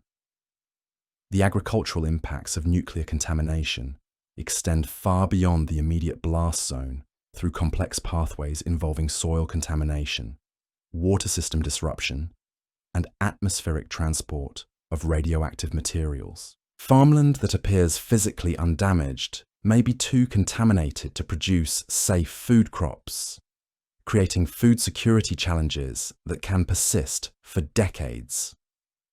The psychological impact of contaminated food supplies can create market disruptions that affect agricultural communities far from the original contamination source. The restoration of contaminated ecosystems requires understanding complex interactions between radiation, soil chemistry, hydrology, and biological processes. Traditional restoration techniques may be ineffective or even counterproductive in contaminated environments, as activities like soil cultivation can redistribute radioactive materials and increase exposure risks. New approaches to ecological restoration must account for the unique challenges posed by long-lived radioactive contamination. The development of bioremediation techniques using plants and microorganisms to remove radioactive materials from contaminated environments represents one of the most promising approaches to ecological restoration. Certain plants can absorb radioactive isotopes from soil and concentrate them in their tissues, effectively mining contamination from the environment. These hyperaccumulator plants can then be harvested and disposed of as radioactive waste, gradually reducing contamination levels in affected areas. The monitoring of ecological recovery requires long-term research programs that can track changes in contaminated ecosystems over decades or centuries. These monitoring efforts must account for the complex interactions between radiation exposure, ecological processes, and environmental variability. The data from these long-term studies provides crucial information for understanding how ecosystems respond to extreme disturbances and how they can be helped to recover. The conservation implications of nuclear contamination create difficult choices about how to protect biodiversity in contaminated environments. Some of the most contaminated areas may become de facto nature reserves, as human activity is restricted and wildlife populations can recover in the absence of direct human interference. However, the genetic health of these populations may be compromised by ongoing radiation exposure, creating conservation challenges that have no precedent in traditional wildlife management. The global nature of atmospheric transport means that nuclear contamination can affect ecosystems thousands of miles from the detonation site. Arctic ecosystems, despite their remoteness, can accumulate radioactive materials transported by atmospheric currents, creating contamination in some of the most pristine environments on Earth. The slow biological processes in cold environments mean that contamination can persist longer in Arctic ecosystems than in temperate regions. The interaction between nuclear contamination and invasive species creates additional ecological complications.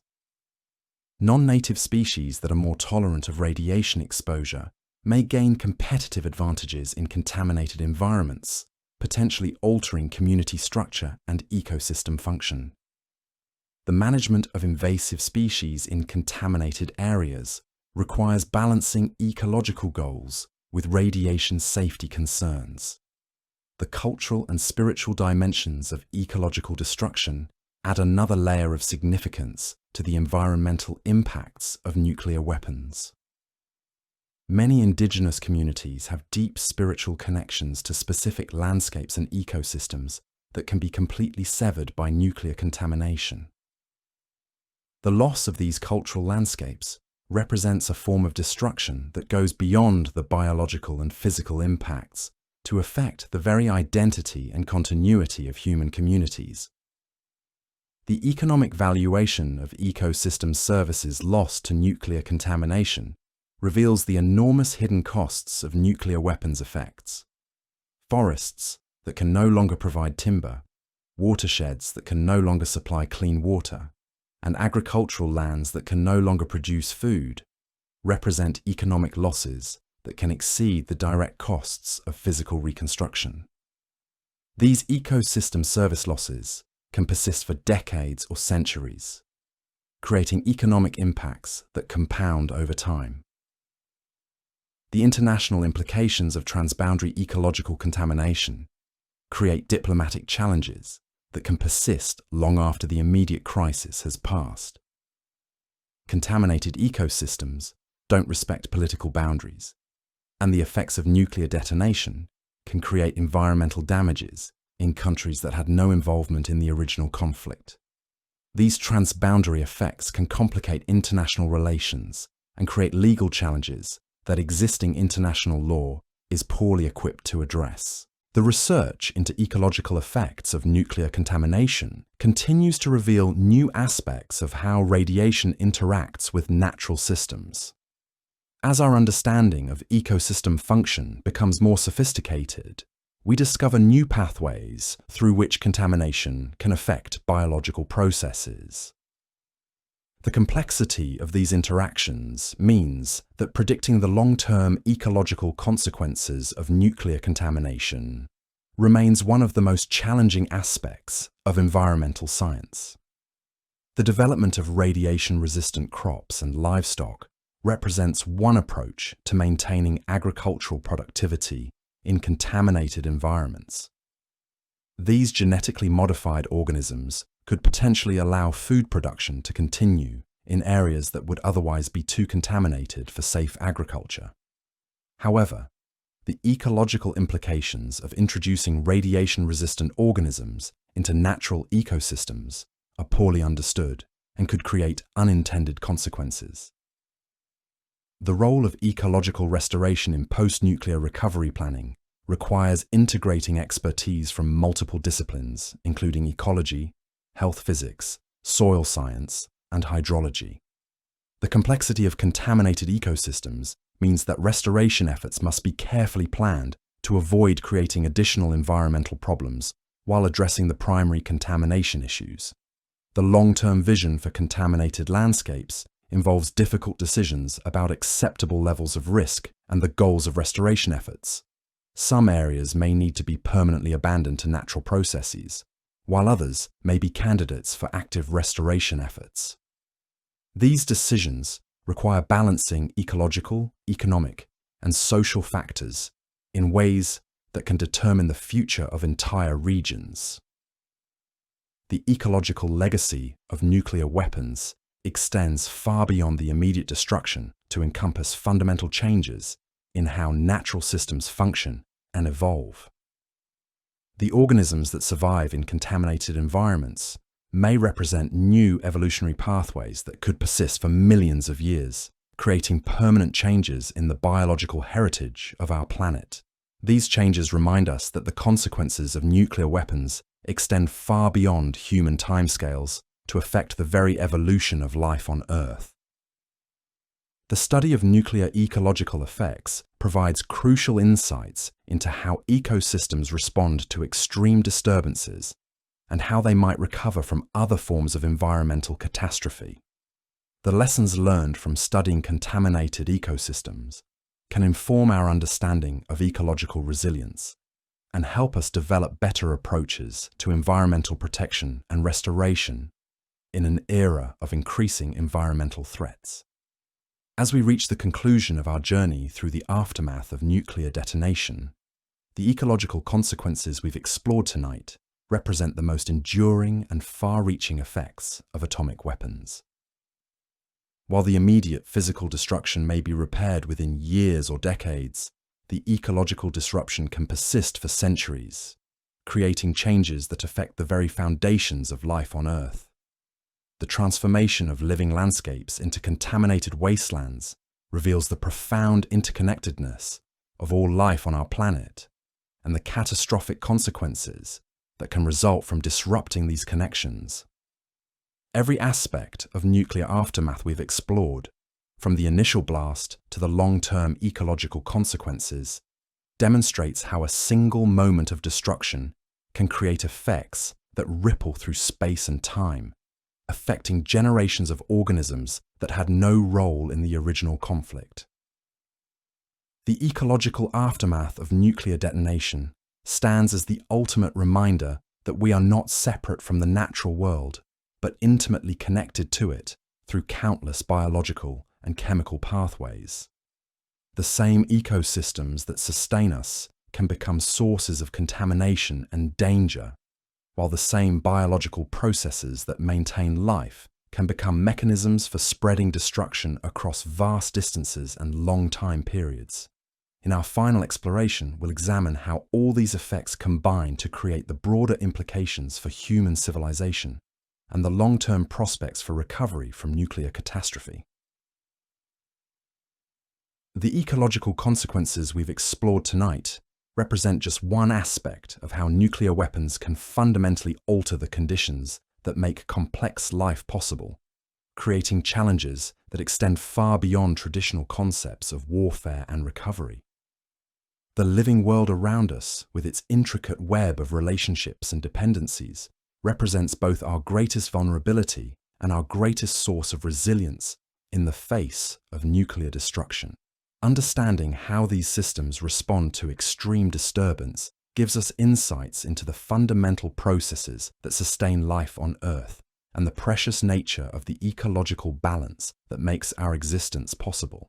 Rest well tonight, Knowing that the same ecological processes that can be so catastrophically disrupted by nuclear weapons also demonstrate the remarkable resilience and adaptability of life itself. The natural world has survived ice ages, asteroid impacts, and massive volcanic eruptions, always finding ways to recover and evolve in response to changing conditions. The ecological aftermath of nuclear weapons represents perhaps the greatest test of this resilience, but it also reveals the incredible tenacity of life and the power of natural systems to heal and adapt even under the most extreme circumstances. As we've seen throughout this exploration, the aftermath of a nuclear detonation extends far beyond the initial flash and mushroom cloud, creating a cascade of devastating effects that can persist for decades. The immediate destruction from blast, heat, and radiation gives way to long-term consequences, including fallout contamination, environmental damage, and profound impacts on human health and society. Understanding these realities isn't meant to instill fear, but rather to underscore the critical importance of nuclear non-proliferation efforts and the ongoing work toward global disarmament.